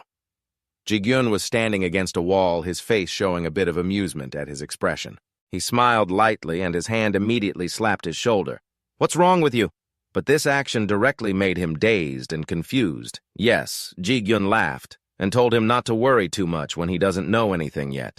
You're lucky I'm telling you this. You know, Dex was helpless and sweating profusely. Yeah, really. His mind was thinking again, is he pretending to know everything? Now Ji-gyun showed him a video here. This is the most recent newbie slayer incident. He immediately continued, they say the newbie slayer is closely related to the slime raid on the starter village that day. He excitedly told him this is classified information. Only I know about it. He feigned confusion and asked why would a player be able to do that. He thought to himself, he's much sharper than he looks. He observed carefully, if I reveal anything, it will make things very complicated. He definitely couldn't let him find out. That I'm the newbie slayer? Now Jigyun next to him saw his expression and thought he had said too much at the computer engineering department's freshman meeting. The professor on the podium said, "Ahem. It looks like everyone is here. I'm very happy to meet all of you. I am Professor Kim Tae-hun, the head of our school's computer engineering department, although I'm very sorry to have to interrupt this welcoming meeting. But I had to stop by to talk to you and the upperclassmen who are always studying diligently in this computer engineering department." Immediately, the professor's words were met with whispers from the students. What's he planning to do? You all must have heard a lot on television and news channels about the technology called virtual reality. It has led to a significant revolution in computer science. The professor looked up and said in a slightly angry tone, "Astia," this name immediately caught his attention. Those who have experienced that world must also know that we can no longer keep up with the world with just computer engineering. The professor's face turned serious, therefore, after countless discussions. Both the department and the university have agreed that the current computer engineering curriculum can no longer keep up with the changes of the times. It was true because all existing techniques today had become old and obsolete in the face of the new culture of virtual reality, Professor Kim stated clearly. Therefore, after a long period of discussion, the school administration and the Ministry of Education and Training have decided that from this year onwards, computer engineering will be changed to virtual reality engineering. This immediately caused an uproar among the upperclassmen, Professor Kim continued. I know this will cause confusion among you here. But if we don't keep up with the world's great revolution, we will definitely be left behind. By the times Professor Kim affirmed during the lunch break, students were scrambling to get their food. The dining table was full with soup and various side dishes. What a surprise. Ji-gyun felt quite annoyed thinking about the department's name being changed, while he on the opposite side could only wonder why he was eating with this guy. But he quickly changed his expression, and most importantly, I didn't expect the professor to mention Arcadia right in the middle of the meeting. That's awesome, isn't it? He didn't care. Oh, well, he's really addicted to Arcadia, Dex thought to himself. He then asked him, hey, on second thought, why don't you play Arcadia? This question made the piece of meat on his chopsticks fall immediately startled. He looked up, tilted his head, and changed the subject. I'd love to, but the equipment for that game is very expensive, so I haven't been able to try it. Besides, I'm not good at games. Ji-gyun opposite him looked bewildered while he himself thought, don't get caught, don't get caught. He quickly decided to change the subject as naturally as possible. He glanced at Ji-gyun, but you play Arcadia right. He, with food still on his mouth, laughed loudly. Of course, not only that, he also kept bragging, I might not look like it, but I'm very good. You know? He feigned surprise, really, but inwardly thought, phew, lucky I managed to change the subject, he said while eating. Let me know when you decide to play, I'll help you. It's a bit difficult these days, because newbies are created in rather random places. Dex immediately replied, of course if I play, I'll message you. After the conversation, he looked at him with a sympathetic and slightly wry smile. He's really kind, what a strange guy. Tan pouted angrily. What took you so long, huh? How dare you make me wait, you've got some real nerve. With a sleepy face, he yawned widely and said, I haven't slept for days because of the slime raid, so I rested a bit before coming here. Tan scowled and kicked him. You're so weak. This is why I shouldn't make deals with humans, he thought to himself. Turning towards him, he figured he must be really bored. Suddenly, a cry rang out, approaching him at high speed. He only had time to turn around before he could react when the slime queen pounced on him, her eyes filled with joy, wanting to hug Dex. A moment later, many other slimes rushed in from behind. This caught him completely by surprise, causing him to fall. The other slimes quickly swarmed and pinned him down. Faced with the overwhelming slime assault, he felt helpless. I can't do this. Tan on the other side was also pinned by a slime. Ugh, get off me, you gooey jelly. You guys are so weirdly sticky, he cursed with a scowl. Once everything settled, he found himself face to face with the slime queen. The slime queen placed her hands on her chest and bowed her head. The system immediately announced emotion display. The slime queen expresses her gratitude towards you. The other slimes also close their eyes. Emotion display bow. The slime race will forever remember your contribution in driving away the humans and establishing a territory for the slimes. You are the savior of the slime race. Dex raised his hand, allowing her to stand up. I'm not that great. The system immediately announced, your status has changed from ally of the slimes to savior of the slimes, and the reward is the slime crown. A golden crown suddenly materialized from fragments in the air, quickly appearing on his head. This quite surprised him. The system immediately announced recognition increased by 2,413 points. Quest complete Wrath of the Slimes. Dex was surprised and exclaimed, "Wow, so many rewards." System announcement. Title acquired Savior of the Slimes. You have saved the slime race from a great crisis and helped them prosper. They have etched your contribution into their memory. This caused his stats to increase rapidly. Dex sighed. I've got the titles Newbie Slayer and Savior of the Slimes now. Best not to show these to anyone. Hey, Master Tan called from behind, getting his attention. What is it? Tan floating in the air with an aggrieved expression, Tan asked, Why aren't we leaving this area? If I see one more purple thing, I'm seriously going to puke. Dex sighed helplessly at the clingy slimes while Tan scowled in disgust beside him. The Slime Queen shouted with a joyful face, bidding him farewell as he left the slime territory. He looked back at them one last time. Everything was settled. He turned forward again. All right, let's go. To the next location. At the foot of a towering mountain range, a village deep within the peaks was passing its days peacefully. A powerful aura suddenly radiated outwards, carried far on the wind. It came from a woman with golden hair and glowing angelic wings. Though her eyes were closed, the light emanating from her could not be contained. Due to the previous slime raid incident, the newbie village was completely destroyed, but players were able to find a new location for it faster than expected. This was mainly because recently, a post like this appeared on the forums. There's the Makai Barony, 10 kilometers from the newbie village. I'm recommending it because the surrounding monsters aren't too strong and the items sold by the NPCs here aren't very expensive. The poster even thoughtfully included pictures of the prosperous Makai Barony. The post quickly grabbed everyone's attention and the comment section exploded. Hey, I've been there before too. I think this is the closest place to the newbie village. No wonder so many people have been gathering here lately. This is great. A new area. Anyone want to party up and hunt together? The rumors spread like wildfire. And so the players gathered at the Makai Barony. Everyone knew about it. Just then, a pair of slender legs skidded to a stop. It was none other than Dex. His face was expressionless as he gazed forward. Not far ahead was the entrance to the Makai Barony. A grumpy guard shouted, "Halt, what's your name?" Suddenly, the Demon King peeked out from his cloak, glancing around furtively. He answered curtly, Dex. The guard hummed thoughtfully. Right. Then he spoke again in a loud voice. Dex, you're from the newbie village too, right? He hesitated slightly. Yes, I suppose so. The guard sighed. What in the world happened over there? I heard something completely absurd happened. The wrath of the slimes or something like that. He was inwardly shocked. The rumors are spreading among the NPCs too. I need to be more careful. So he said, you would know if you were there. They aren't normal slimes anymore. He added, Edeline has now turned into a monster habitat, and the lowest level monster there is probably around level 85. The guard was stunned. 85, how is that possible? Seeming to realize his reaction was a bit much, he quickly adjusted his tone. I understand. Now I understand why everyone is gathering here. The reason you came here is probably so you can settle down here, right? He added. Please wait a moment. I'll get things ready and then let you into the city. Dex replied cheerfully, Thank you, sir. Meanwhile, the Demon King was still peering around everywhere. He then asked, What are you looking for? It grumbled, scratching its head. This place feels familiar. Surprised, he asked familiar, it mused. Never mind. I'm probably just overthinking it. Then it abruptly changed the subject. But why do you keep calling me Tan? I already have a super awesome name. It's Satan, the King of Chaos, Demon King Satan. He replied without a second thought. I call you Tan because your real name is too cool and would attract unwanted attention. If I used your real name.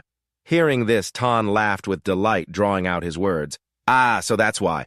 That makes sense. Ha ha ha, Dex thought to himself. Look at him so pleased with himself. It quickly turned serious and changed the topic again.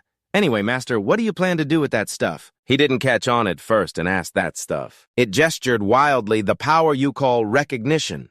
It looks like you've earned a lot more since we first met. He understood and replied, Oh, right. On his system panel, it showed recognition 33,551. Seeing this made Tan practically drool, his eyes sparkling as he spoke. And I didn't think you would have saved up that much. If you add up all the points you've already spent, you must have killed over 40,000 beings. Huh. Am I right? But you're not planning to use it. Then give it to me. He flatly cut him off. No. It immediately flew into a rage, yelling, Why not? You need me to use it anyway. If you give that to me, I'll give you some incredible things. Just name it. I'll give you whatever item you want. It started painting a grand picture. I guarantee you'll be able to rule this entire continent with ease if you equip these items. The items it mentioned were a sword, a shield armor, and a crystal orb. It added, Not only that you could live the rest of your life in comfort just by selling one of them. All right, Dex sighed. I'll talk to you about it later, just wait until then. It could only cross its arms in frustration.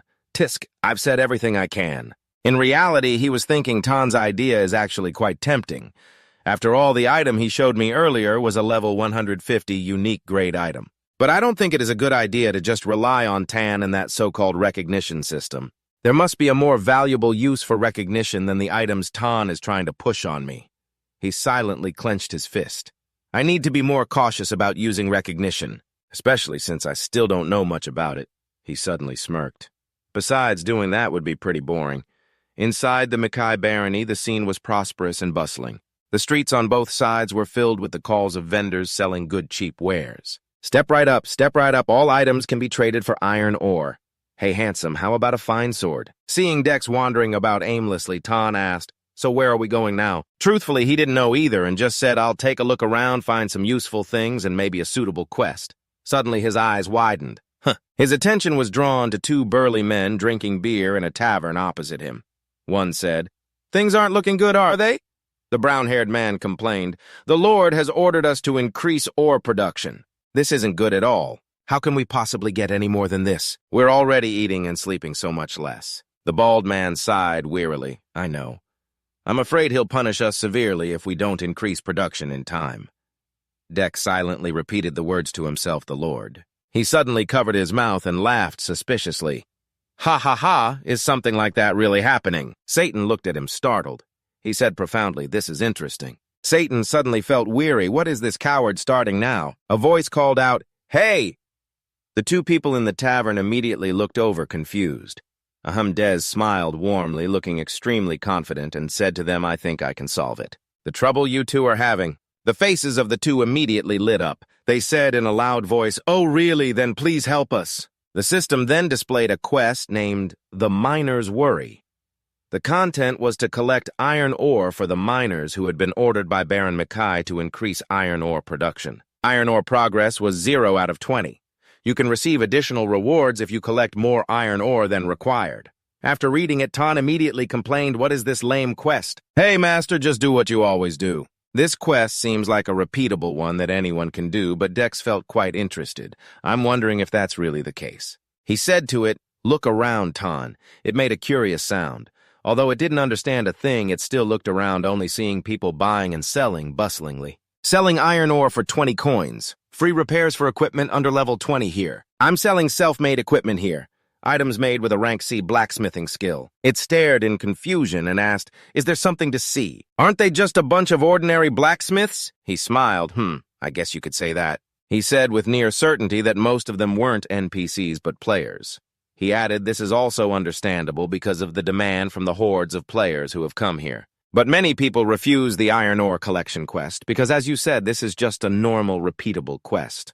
He asked it, There's an increase in demand, but the supply remains the same. What do you think will happen? It had never thought about this issue, so it said, I give up. Hearing that, he didn't explain further. You'll understand soon enough, even if you don't like the outcome. He gave it an okay sign with his hand and asked, Shall we start making our first bit of money? In the territory of Baron Mackay, inside a magnificent room, Lord Baron Mackay was sitting in contemplation. She silently calculated that iron ore was only 10 coins last month, but now it's already 15 coins. The price is rising too quickly, but she couldn't help but worry that at this rate there wouldn't be enough for the blacksmiths in the village.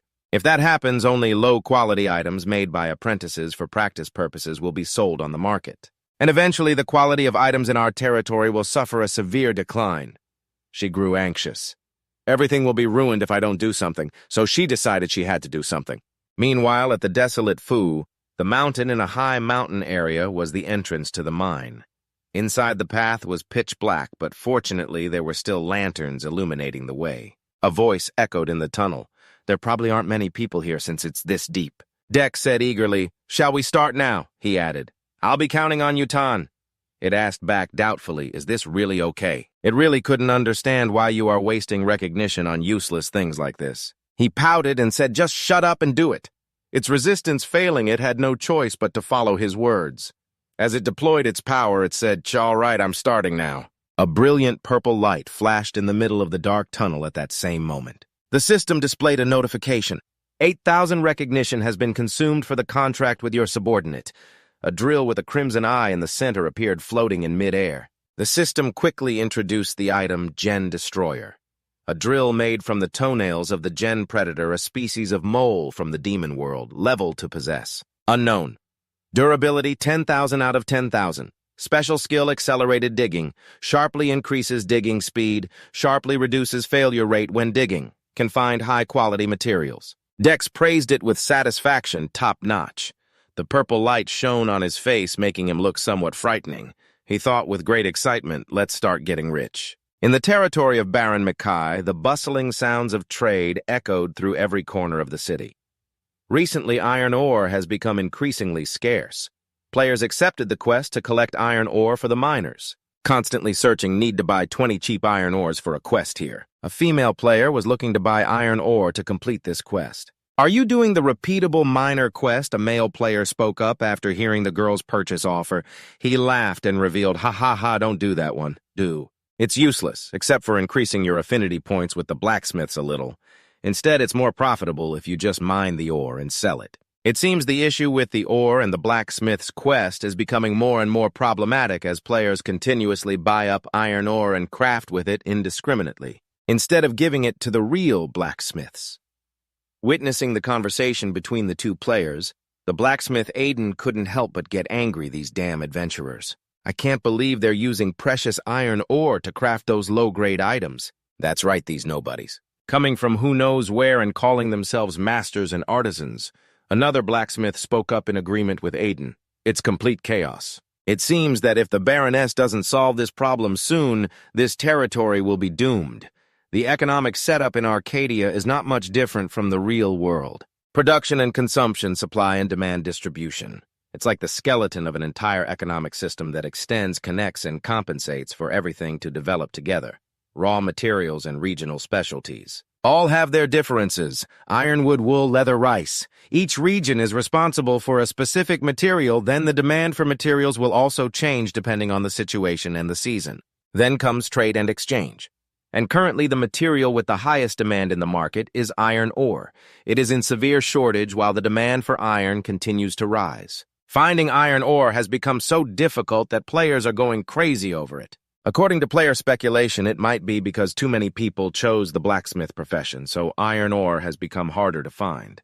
The price of iron ore is rising to ridiculous heights. Yes, that's the consequence of the supply shortage. It has pushed the price of ore from 10 coins to 17 coins, but the current price is 1.7 times that. Even crafting refined items from iron ore no longer brings much profit.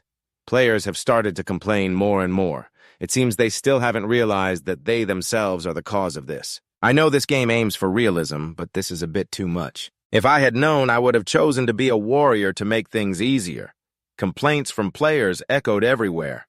They only buy the iron ore available on the market, instead of mining it themselves. This is because they think it usually takes about 2 hours to travel from the inner city to the mine, and mining itself is also very difficult. It's not like you get ore just by digging. Mining is quite difficult because your digging tool can break at any moment. Therefore, they push this strenuous work onto others and hope someone else will do it for them. So it's better to just leave that work to someone else and focus on leveling up skills by repairing items. That's right. In terms of profit mining, ore yourself really isn't worth it.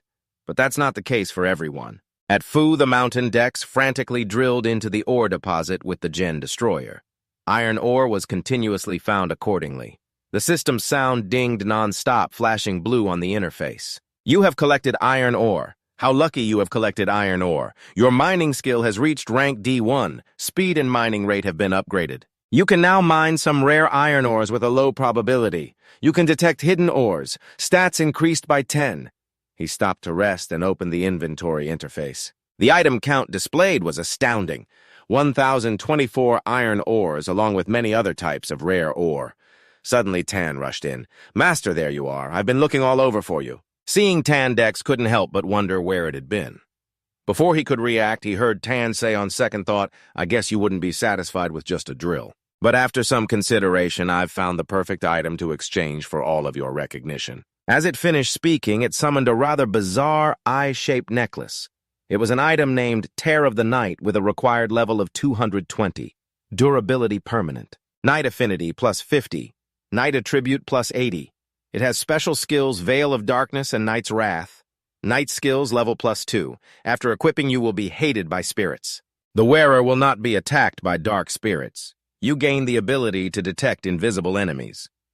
After all the fuss, Dex still paid no attention and boredly took a towel to wipe his sweat. Not forgetting to say, I told you I don't need anything. The required level is 220. Who could even use it right now? I can't use it either. More importantly, this thing is too powerful. If I equipped it, everything would become too easy and boring, so I don't need it. Seeing that Tan was still being stubborn, Dex couldn't help but sigh at this kid. Someone would definitely find out if I tried to sell it. If I sell it and quit the game now, maybe, but that would be like selling the goose that lays the golden eggs, right? Wounded by Dex's piercing words, Tan quickly spoke up to stop Dex's endless stream of words. Hey, but where have you been all this time? You were missing for a while. Dex voiced his suspicion about Tan's whereabouts given the Demon King's hesitation and dangerous expression as if he were plotting against someone. It made this guy's claim of doing nothing even more unbelievable. Just as suspected, this guy was plotting something. His suspicious, gleeful laugh and punchable face made Tan look like some fool who had just escaped from an asylum in Dex's eyes looking at the amount of ore collected. It made Tan exclaim in surprise, you really harvested a lot. This amount might even be more than the territory's ore. According to Dex's plan, he would mine this much every day and sell it all. He would get tons of favorability points from the blacksmiths by completing that quest multiple times, and then the Baroness's interest would be piqued. Meanwhile, at the Baroness's side, a meeting was taking place. Baroness, if we don't have enough iron ore supply this time, we won't be able to deliver on schedule as stipulated in the contract. The recent situation has been quite difficult. I might have to close my shop. I'm thinking of moving to another territory with more iron. Worry filled the Baroness's face as she asked for everyone's thoughts on the ore problem. And of course, the problem lay with the adventurers.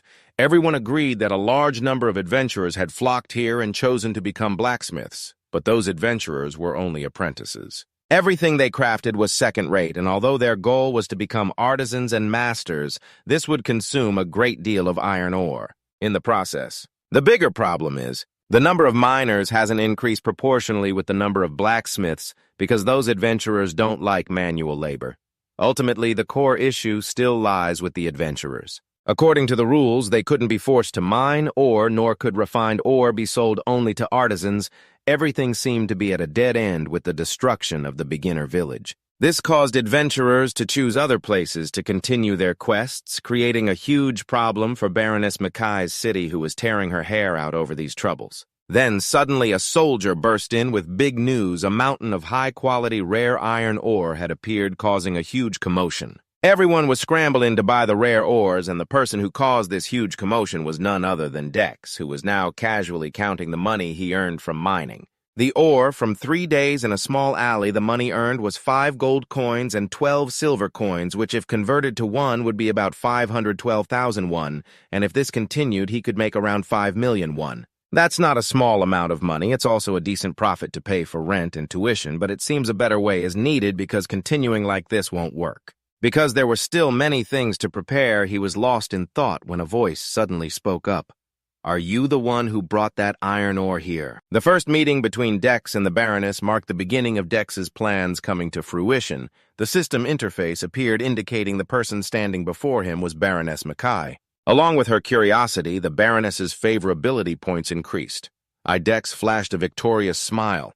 It is I am Mikai, the Baroness of this territory. If you are free, would you care to have a cup of tea with me? From the Baroness's introduction and friendly invitation, it seemed the plan was gradually achieving its goal. At Baroness Mikai's mansion, Baroness Mikai and Dex sat opposite each other enjoying tea. She said, please try it. It's herbal tea picked from Mount Fiend. He complied, picked up the teacup, savored it, and complimented what fine tea it was. She smiled brightly and introduced, of course, that's one of our territory's specialties.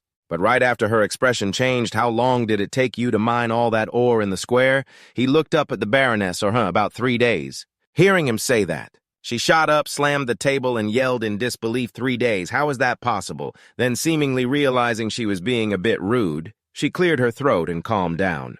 Are there any other adventurers who can mine as much as you? Dex replied, no, that's probably a bit too much for them. She nodded in agreement indeed. He then offered a suggestion, but if you gather many people together, it might be helpful. She sighed in frustration. I know, but gathering them is not a simple matter. She asked Dex, can you help me? She explained her problem as you already know. The economy of this land is reeling from the massive influx of adventurers. Just then, a system notification appeared. A special quest has emerged. The Baroness's concern. The territory's iron ore supply is in trouble. Increase the number of miners and the amount of ore mined. Total daily iron ore mined is 100,000 pieces of ore. 32,140 out of 100,000. The system asked if he would accept the quest. Dex grinned as if he had hit the jackpot perfect. He asked Mikai again, you want to ask me to find a way to make adventurers go mine, or? She replied, that's right. Dex placed a hand on his chest and confidently accepted, I will solve that problem for you at Dex's house. He was sitting in front of his computer. Dex thoughtfully pondered the quest the Baroness had given him. In reality, it was very difficult to solve. That's Arcadia for you. Players get bored easily and don't want to do manual labor. He moved the mouse, then immediately laughed and told himself, first I need to change their perception. 2 lines appeared on the screen. You have created a channel of Vandal's Daily Life. Subscribe to. Best, won't you? Hey, Sol Mapogu Sol, Jin Middle School in Class 2-3. A voice called out, Hey, Hyung Tak. A cheerful teenager asked Han, aren't you playing Arcadia today? Hyung Tak turned around sadly and replied, I'm not playing anymore. His friend asked back, what's wrong? Hyung Tak slumped onto the desk dejectedly and answered, it's just that game is so weird. He explained a newbie like me, who had just set foot in the game, was killed by some strange murderers.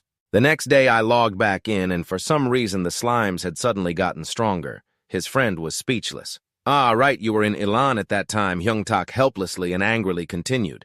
Then the whole village suddenly disappeared. I don't know how many times I died before I managed to escape that place. When he said that, his friend burst out laughing. Ha ha ha, just bad luck, forget about it. He scratched his head and asked Hyung Tak, but you've reached Baroness Mikai's territory, right? And you even chose the merchant class.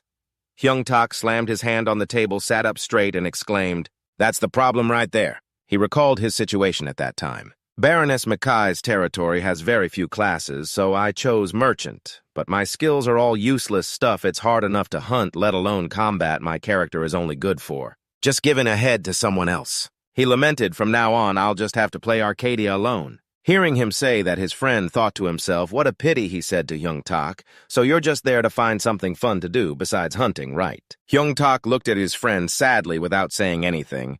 Then his friend held up his phone for Hyung Tak to see there is something. He grinned triumphantly, pointing to a clip on the screen. Something you can do, too. That video was titled, You Can Do It Too. Make a fortune from Arcadia. The video started playing with a voice saying, hello everyone, can you hear me? Clearly this is inside Mount Fian, the place that's been famous these past few days. Everyone knows it, right? The two watched the video intently. The thing I want to introduce to everyone today is iron ore mining. Hyung Tak voiced his doubt. Mining ore, isn't that just manual labor? His friend didn't answer his question. The video continued to play. You think so, right?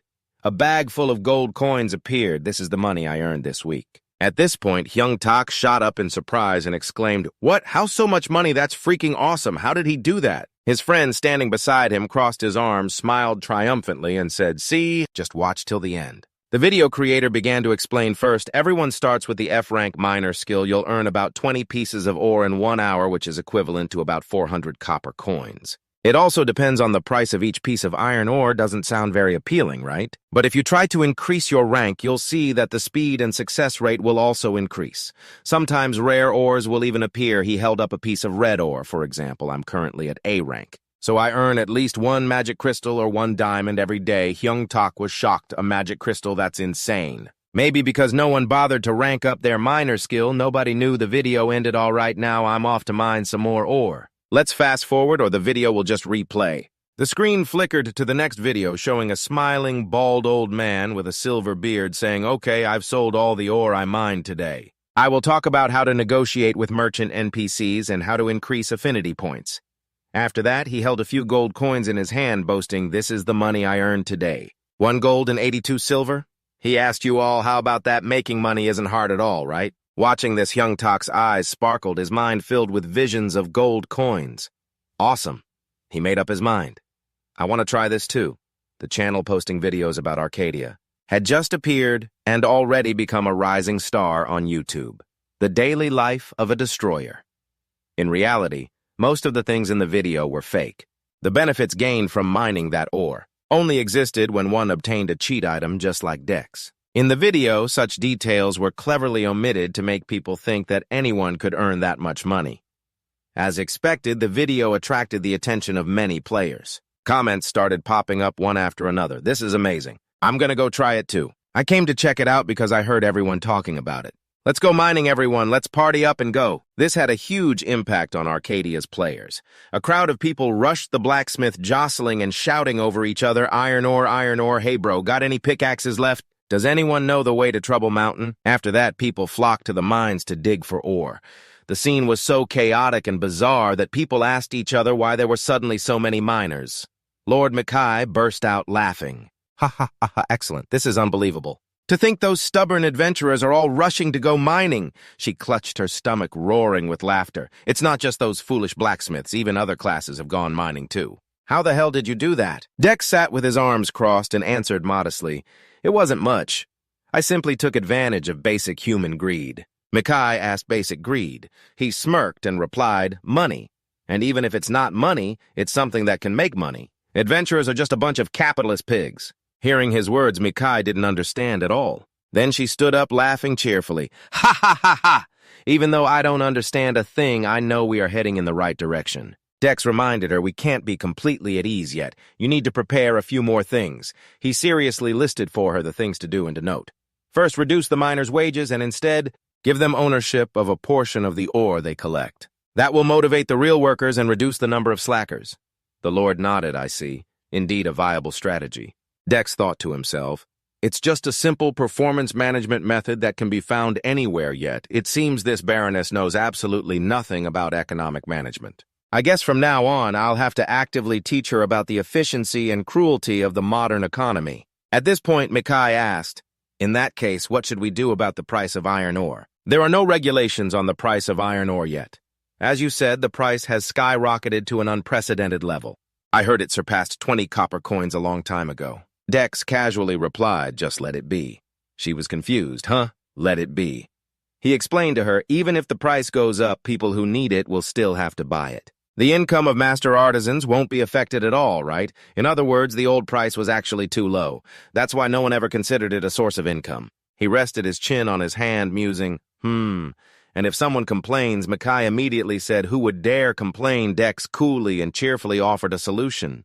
They'll just have to go mine it themselves. You have to work to eat right. She pondered Dex's solution, but finally burst out laughing and patted his shoulder. Ha ha, you're right. Ha ha, Dex, would you like to become the financial manager of our territory? I will definitely pay you a handsome salary. He gently refused. Ha ha, that's a wonderful offer. But my adventure is not over yet. Hearing that, she cleared her throat in agreement.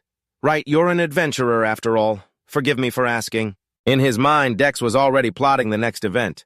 All right, then. The current situation was advantageous for Baroness Mackay.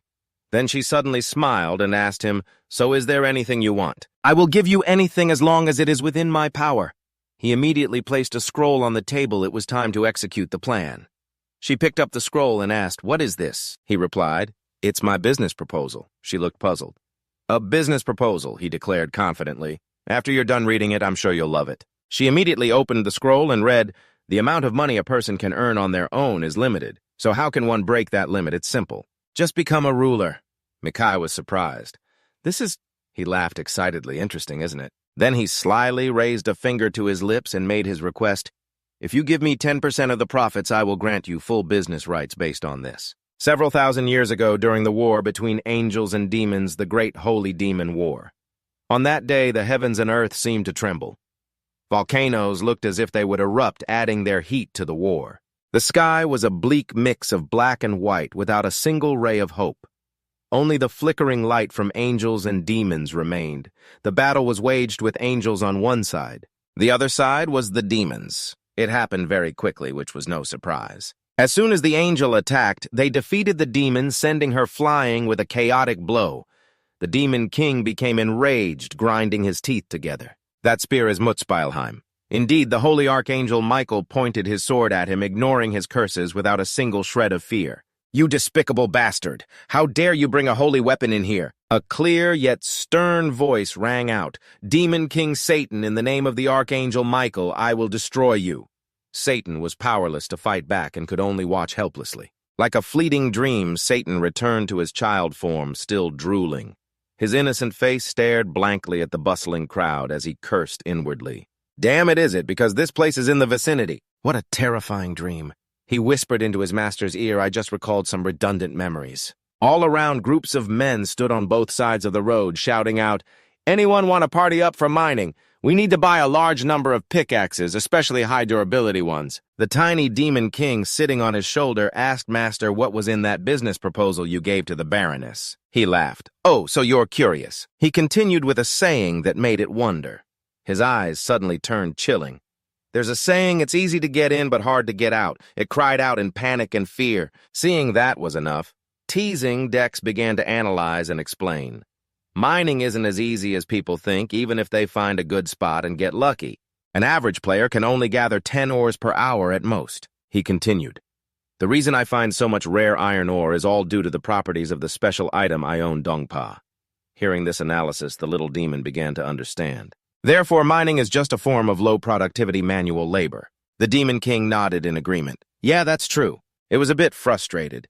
"There are so many mines here, wouldn't it be foolish to pass up this opportunity?" It asked Dex, "But does that mean there's no way to make money from these mines?" He shrugged. "Not exactly, there is a way." His face under the thick hood became even more mysterious. He chuckled softly.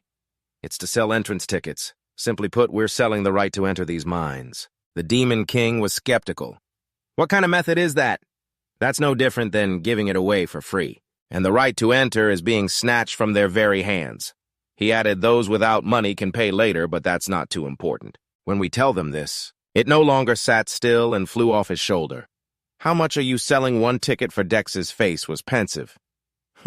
Because it's highly likely people will only fall for it once. So about 1 gold." Its face was shocked. What it hurriedly explained in a frantic voice. 1 gold, even I, who knows nothing, think that's ridiculously expensive. Even if they're complete idiots, isn't paying that much money a huge loss for them. He chuckled softly. "A lot of people have already gathered here, because of the information I spread beforehand. Besides, it's highly likely they will blindly pay because they think they can earn much more inside the mine." He still had that same look and demeanor. His eyes gradually turned sinister. "And just like that, I'll make a ton of money for free without lifting a finger. Yep, that's the plan." The Demon King was stunned, completely frozen. This guy was even worse than him. Turns out he's not a good guy at all. This guy is a true demon. He's exploiting all these other people without a shred of guilt. The one who gets tricked is the one at fault, huh? It held its head and sighed wearily. "You're really something else. You are truly the perfect one for me to acknowledge as my master. There is no longer any doubt." He wondered. It called out clearly, "Master," using the most reverent tone possible to address him. "There is a place I hope we can go to together. I guarantee that you will not suffer any harm if you follow me." He was a bit bewildered by its mysterious and unclear demeanor, but he still followed it to the place Tan wanted to bring him to. After a rather long journey, the two arrived at their destination. He asked, "Where is this?" It scratched its head. "I searched high and low. It took me several days to track this place down." The Demon King's expression was somewhat proud and triumphant. "At first I was not sure why this place felt so familiar, but after coming to the so-called mine, I remembered. I have been to this place before." He observed thoughtfully, listening to its every word. "You have been here before." Tan lowered its head, its eyes flashing with anger that it tried not to show. "I have finally found it. Keep your eyes wide open and watch. Those chicken-winged angels." The two of them stood in contemplation for a long while with no intention of entering. He silently noted the small details around them. This place seemed to have been abandoned for a long time. "But there is not a speck of rust at all. Is it due to magic?" It urged him, "Please try opening it, Master. I think it will work if it is you." He pointed to himself, a little doubtful. "Me." But just as he moved his hand closer to the door, intending to touch it to open it, the system immediately announced that a powerful seal had been placed upon this door. "You cannot approach it. You do not meet the requirements to break the seal. You cannot break the seal if you report the location of this place. The place hidden within the mine to the Baroness, you will receive a special reward. Acquired skill, relic excavation." The two of them stepped back while he lamented. "It will not open because of some powerful seal." Hearing that the Demon King flew up in a rage and roared, "Of course, there is a seal on it. That is the reason I brought you here. You are driving me crazy." He wondered, what do you mean by that? Realizing that perhaps Tan had misunderstood his skills in magic, he explained, "It is not like I possess any kind of seal-breaking skill.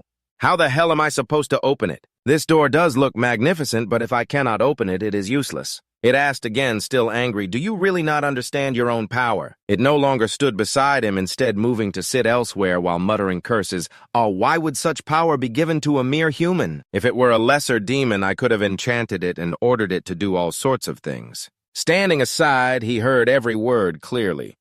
Did he just come right out and say he wants to order me around? After its anger had subsided, it turned to ask him, "Master, please answer me honestly. How much do you know about the power you possess?" He stepped closer. "You mean acknowledgement?" It nodded precisely. "Whatever you may call it, it is a power you possess. It lies beyond the control of providence. It can do whatever it wishes with anything created to balance the world, a power that can control everything. Whether natural or artificial, it is the power closest to that of the Creator." The gemstone in his hand began to glow. Tan looked at him and asked, "Surely you must now understand what you can do with it." "Right." Seeing him only lower his head, it hesitated. Then he looked up and answered nonchalantly, "Not really." Receiving the unwanted answer, it once again roared in anger. "Everything means everything. Everything, everything, whatever you desire." More than 10 minutes later, the two were still standing outside the door. Dex asked, "So this power called acknowledgement that I possess is necessary for beings?" "Superior beings like you," Tan nodded in agreement. "That is right." The Demon King pointed at the door and explained further, "Normally it is accumulated bit by bit over a long period, but even then the amount is still very small." "Yes. I do not know why, but the amount of acknowledgement you have accumulated is abnormally high, just considering the amount from our agreement. It would have taken me at least 500 years to accumulate." Dex contemplated. "I see now. So that is why Tan covets acknowledgement so much. All right, I think I understand for now. So you are saying I can open this door, right?" He hesitated because of what happened earlier. It still made him partly disbelieve in his own ability, but when I touched it, the system said there was a seal on the door. Tan urged him from behind. "Seal or whatever it is, probably just some nonsense requirement set by those chicken-winged angels. They are probably using some excuse like saving the world or something." The Demon King continued his temptation, whatever the case. "While it may be a problem for others, it is not for you. You might not realize it yet, but with the amount of acknowledgement you possess, a seal like this is nothing. The only problem is that you have not thought of it that way." Its face grew mysterious. "What you need is the determination to do it." Tan encouraged him, "Try opening the door one more time. This time, think about wanting to open it." Sure enough, the seal began to give way. The door started to tremble, and the system responded positively. "The door's seal is reacting to the player. You have the ability to bypass the necessary requirements to break the seal by consuming acknowledgement. Do you wish to break the seal? Required acknowledgement, 15,000. His face grew pensive as he thought to himself, 15,000 is double the amount needed for a special item, but where else would I use it? If not to open this door, Dex laughed loudly open. The system continued to report 15,000 acknowledgement has been consumed. The seal has been broken. You have discovered an unidentified holy temple. As the seal opened, the Demon King sighed in relief.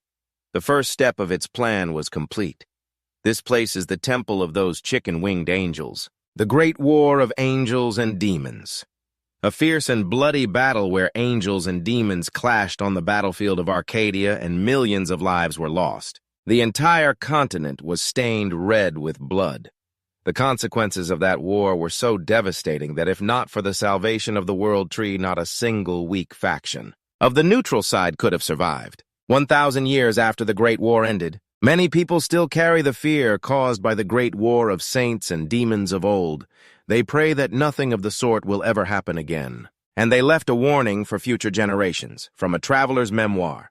The system sent out continuous incident notifications alert the holy sanctuary of Mount Flan has been infiltrated by a user. Alert, an error has occurred generating a myth-grade quest. This is an emergency situation. An error has occurred with the myth-grade quest. There are 693 related incidents. In the operations room, the atmosphere was extremely tense. Kang Tai-hun, the scenario team manager, stood up to lead the meeting. "All right, we will now begin the emergency meeting. I know everyone is going through a difficult time and is tired, but I hope for your understanding as this is an extremely urgent matter. Hearing this, the employees looked even more exhausted, slumping over their desks. They complained and whispered to each other, "What is it now?" I was looking forward to going home and taking a shower. The incident in the beginner village only happened a few days ago. I want to go home. The director stared pensively at his computer screen. Tae-hun continued, as you all know from the information that was sent out exactly 32 minutes ago, an incident occurred within a myth-grade quest. After investigating the related cases, we have confirmed that the cause of this incident is content within Mount Flan. The details are attached on page 3 of the document. Please take a moment to read it over. The director followed the instruction reading through the document file. He asked in confusion, "Wait, Mount Flan is the Angel's domain. I have never heard of it before." The manager bowed his head and explained this is the first time we have become aware of it thanks to this incident. First, I will tell everyone about the lore we have uncovered. In the past, Mount Flan was known as the Gate of Heaven, and it was rumored to be the first place on the continent of Arcadia where the angels descended. The various ores around the mountain were believed to be a type of barrier concealing the Gate of Heaven. Simply put, it is a secret holy land. Director Kwan contemplated this game as truly full of mysteries. Are there not just too many hidden storylines that we have never even touched? So what is the name of the myth-grade quest that malfunctioned? Asked a difficult question. Manager Kang became flustered. About that. We need to conduct further research, but after reviewing the problematic quest and all related ones, the conclusion we have come to is, well, we are not entirely certain. But Director Kwan, slightly irritated, urged stop beating around the bush and tell us clearly what the quest is. Breaking out in a cold sweat, he stammered his reply. The second great war between saints and demons. As the phone received the answer, his expression turned from calm to shocked. What meanwhile inside the cave? Both he and his companion had ventured deep inside when a grand hall appeared before them, and Death, standing before the high steps, quickly realized it was the heavenly hall. The Demon King, with a triumphant expression, laughed and said, "Ha ha, how about that, you chicken-winged bastards? I told you so." "I said I would come here and finally meet you, didn't I?" He ran and jumped, scrambling ahead of him. "Let's get to it, Master. Let's loot all of their assets. We will completely destroy their plans, ka-ka-ka." He followed behind, nodding without much enthusiasm. All right, all right." Death took a few more steps and arrived before an iron chest with a shiny gold plating. "So you said there's treasure here, right?" Hitting a nerve, he spoke rapidly. "Yes, that's exactly right. So open it up right now." As he reached out to touch the exquisitely carved patterns on the chest, the system immediately displayed a warning. "This is a language you do not understand and cannot decipher." Someone who studies ancient languages might be able to decipher this language. Divine power envelops the space around your body. Your HP and MP regeneration stats have increased significantly. You need to investigate these ruins in detail. A hidden ruin has appeared. Seeing the system warning, he pulled his hand back, hesitating. "It seems there's truly a wonderful item in here. I wonder if it's okay to just take it. The previous quest stated that I only need to report this to the Baron to receive a special reward." The Demon King, watching from afar, saw him standing frozen for a long time and roared impatiently, "Hey, what are you doing? Just open it already." Death calmly replied, "Just wait a moment." He thought to himself, "Well, on second thought, there isn't much else I can do if I don't know what this place is. I would have just continued with the previous quest to get the special reward. But now that I've heard what Tan said, I can't do that anymore. Besides, the lord of a tiny city like Baron Mikan could never grant me a reward. Better than the treasure in the heavenly hall." Mikan, sitting in his castle, suddenly felt his ears itch. Is someone talking bad about me? Meanwhile, Death continued to be lost in his thoughts. More importantly, by forcing my way in, I'm basically a tomb raider now. Instead of letting others know about the existence of this place, it might be better to keep it a complete secret. Death became more decisive, no longer hesitating, as he called out, "All right, then let's open it." Hearing that, Tan immediately perked up, his gloomy expression vanishing in an instant. "Now that's the spirit. That's my master." Over 10 minutes later, despite their best efforts, their combined strength was like ants trying to move a boulder. He yelled, "Use your back, master, lift with your back." Drenched in sweat, he replied wearily, "I'm already giving it my all." The chest was still the same. It remained completely motionless, as if it hadn't shifted at all. Both of them were on the verge of collapse, panting on the ground.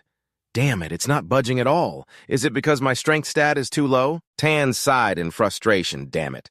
If only I had my original body, this would be a piece of cake." Tears and snot streamed down his face. "This is ridiculous. I went through so much just to get here. And now I'm just sprawled on the ground like this. All because of a small but extraordinarily heavy stone. It's not even due to some angelic barrier or seal. Hearing him mention the stone, Death suddenly had a realization. Wait a minute, a stone slab? Death asked him, Tan, are you sure there's treasure inside? He roared, already annoyed. I told you I'm absolutely sure. If I were lying, why would I be trying so hard? He put on his glasses and replied confidently, all right then. Then I have no other choice. System notification, you have equipped the rock breaker. As he picked up the drill preparing to bore into the stone slab, Tan said awkwardly, wait a minute, Master, don't tell me. With an imposing and serious air, he said, Tan, a door that can't be opened won't budge, no matter how you force it. Then Death revved up the drill with a crazed look and exclaimed, in times like these, destroying it is the correct answer. The tip of the drill bit bored deep into the slab, sending debris flying everywhere. Tan, who was standing to the side and getting showered, sighed again. Humans are truly more terrifying than demons. A system notification arrived. Special achievement, you have destroyed an unknown ancient holy relic. The Celestials are shocked by your actions. Your relationship with the Celestials has hit rock bottom. It is advised that you stay out of the Celestial sight. Title obtained Destroyer of Relics. After he was done, he let out a satisfied smile. Phew, using the rock breaker is so much more satisfying. But when the lid on the chest, which was actually a coffin, was opened, inside was a skeleton clad in dazzling robes. He was stunned. This is the treasure. Death pointed at the skeleton and asked Han if this is the treasure. Then you should have told me sooner. Why did you let me destroy someone's coffin like this? I'm not that shameless. Tan sighed. So if you knew it was a coffin, you wouldn't have destroyed it. I didn't think something like that would bother you. My apologies. He shrugged. Anyway, what's so valuable about this coffin? Just taking that one thing should be fine. Even I don't want to take everything the deceased was wearing. Tan gave a wry smile. Really? Ha, I have just the answer for you. He pointed to the necklace on the deceased's robes. Take that necklace, Master. In his mind, the Demon King was triumphant. That necklace is a holy relic. It's something the angels prepared for the future. I'm certain that if a villain like my master obtains it, the plans of those damn angels will be completely ruined. How about that? This is how I'm going to piss you all off, you chicken-winged bastards. The system sent a notification. You have received the Medal of Heavenly Glory. Divine power is reacting to you. A burst of light erupted, knocking everything back. He shouted, What's happening? A stream of light entered Death's hands, but he couldn't move. I can feel it. Something is pouring into me. Just then, the system sent a notification along with a sparkling gold medal. You have received the Medal of Heavenly Glory. At the same time, Death received a response. As soon as he touched the medal, divine power is resonating with you. His expression was stunned as a flash of light erupted the moment he grasped it. The Demon King Tan was also affected by the power radiating from the medal, raising his hands to his chest and shouting, What is happening? Death, still dazed and confused, saw the divine power radiating from his entire body and thought, I can feel it. Suddenly, the figure of a deity, tightly gripping a sword, emerged from the medal. Death noticed something unusual, as if something was pouring into him. The deity's figure became clearer, its long hair flowing in the wind. Suddenly, its hand moved towards Death, and a gathering beam of light forced him to shield his eyes. The system suddenly sent a message. The special ability of the Medal of Heavenly Glory has been used. The hidden class Holy Word has been bestowed upon you. A small flame slowly flared to life. A moment later, it grew powerful and entered him. Immediately after, a warning was sent. Your class is not of the holy, divine type. A serious conflict has occurred. Fortunately, an emergency solution has been implemented. The item will be temporarily disabled. Please submit a ticket to resolve this issue.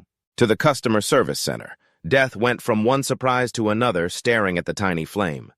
A moment later, the situation improved. The Demon King Tan, after struggling for a while, was completely drenched.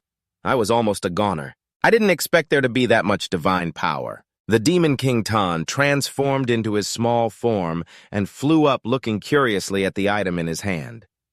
Hey, Master, what the hell just happened? But even Death had no idea. I don't know either, let me check. He looked at the item he had just received and saw it was the Medal of Heavenly Glory. However, according to the system notification, it was an item that had ceased functioning due to a critical error. We will investigate this matter in detail and find a solution. We appreciate your understanding, but Death was a bit surprised and also worried about the future. It seems this is far more complicated than I thought. Is it because of my class? He said to Tan, well, I'm sure they'll do something about this. Right. Scene change to Baroness Mikai's territory, the Fian Mountain Quarry. A majestic view of the forest and the towering immense rock mountains. Suddenly, a voice called out, "Stop making Hyung Tae freeze in surprise. What's going on?" He thought to himself, "This is strange. Why are these guards blocking the entrance?" A guard approached, took out a piece of paper, and pointed at it. He asked, "I've never seen you before. Are you here to mine in the quarry?" Hyung Tae answered honestly, "That's right. Why do you ask?" To his surprise, the guard demanded that he pay a fee to mine here. "Or do you have a pass with you?" Hyung Tae's face turned pale. "A pass? I've never heard of it." He only remembered a YouTube video titled "Anyone Can Make Money with Arcadia."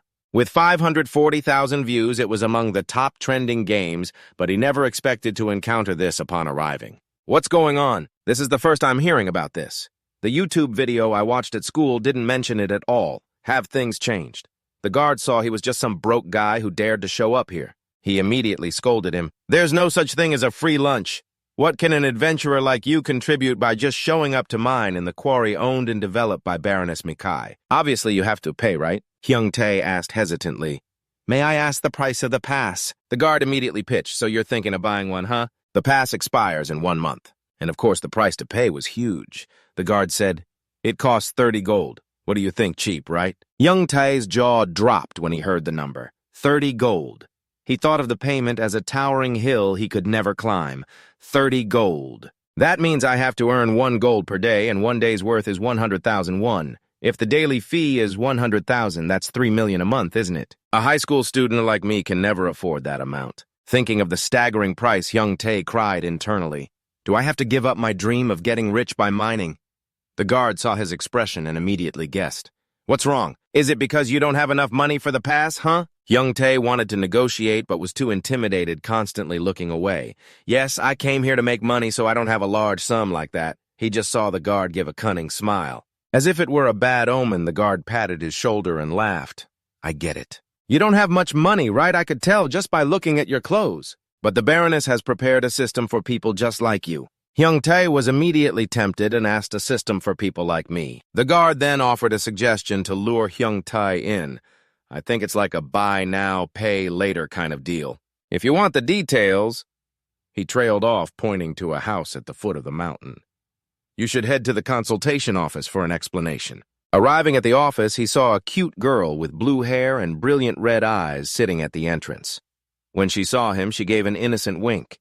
It was the first time Hyung Tae had seen such a beautiful girl, and his eyes lit up like stars. The guard rejoiced internally. "Looks like we've hooked another one." What they were really after was a mining slave. As Hyung Tae walked towards the consultation office, he was unknowingly walking straight to the gallows, where a noose was hanging. Inside Baroness Mikai's Fian Mountain Quarry, not a single ray of light from the outside could get in. It was lit only by oil lamps. The situation at the quarry was dire, as it had recently been suffering from a shortage of miners. But currently, deep inside the mountain cave, workers toiled day and night with voices shouting from within, "Hurry up, dig faster. I have to pay off the pass fee so I can finally start making money." Another person was chanting, magic, crystal, please, I just need one." The blue-haired girl from earlier heard all these words and simply smiled. How passionate. She seemed amused. "This strategy is called once you're in, you can't get out. I can't believe I've lured in so many people like this. It's incredible they don't realize they've become mining slaves. Their false hopes are making them misjudge the situation." She was still trying to find out who the mastermind of this strategy was. This idea was far too evil to be the Baroness's. I don't know who thought of it. She could only be sure that it must be someone terrifying. Meanwhile, on Dex's side, he received a notification that he had mined 100,000 ores. Today, the quest, the Baroness's concern, has been completed. Find the Baroness and receive the quest reward. Dex was surprised to get the notification. "I've already finished the quest." He walked over and said to Demon King Satan, "All right, that's enough. So let's finish up here." Demon King Satan flew over and asked, "Master, what are you planning to do?" Dex put his cloak back on and replied, "What else I'm going to do? What has to be done, of course." "So you don't know what we're doing here, huh?" Demon King Satan had no idea what he meant, but a bad feeling was creeping in. Dex began to list his glorious achievements. Besides excavating the ruins, I also stole an item after wrecking this place. And I even destroyed the corpses while trying to get the necklace. I've become a criminal worse than scum. Dex said this with a gleeful expression. Sitting on his coffin, Demon King Satan listened helplessly. At least you're self-aware? Dex then hatched a wicked plan. If people find out what we've done here, my situation will surely become more complicated. I want the existence of this place to remain a secret, so... He trailed off, making Demon King Satan even more curious. Then a purple electric light suddenly radiated out. Dex took out his treasured sword, plunged it into the ground, and declared, "I'll have to erase all the evidence." Hearing this, Demon King Satan was even more horrified. "Don't tell me you're planning to destroy everything." Dex just turned back with a friendly smile that hid his cruel nature and replied, "Exactly." The moment he finished speaking, the cave began to shake violently. Boulders began to fall from the ceiling everywhere, and the place turned into a desolate ruin. After taking care of it, Dex let out a refreshed and satisfied sigh of relief. That should erase all the evidence. I just need to block the entrance and it will be perfect. Demon King Satan stared dumbfounded at the person smiling cheerfully in front of him. You really can learn a lot from humans. In another scene at Baroness Mikai's mansion, that Mikai suddenly appeared, slamming her hand on the table. "Hello, I've been waiting for you." Dex spoke first. "I take it you've got more miners for the quarry." Mikai said cheerfully, "It's all thanks to you. I'm sure I won't have to worry about this issue. At least not until next year. I don't know what you did, but just as you said, tons of adventurers showed up to pick up a pickaxe." As she said this, she gave him a look that could eat him alive.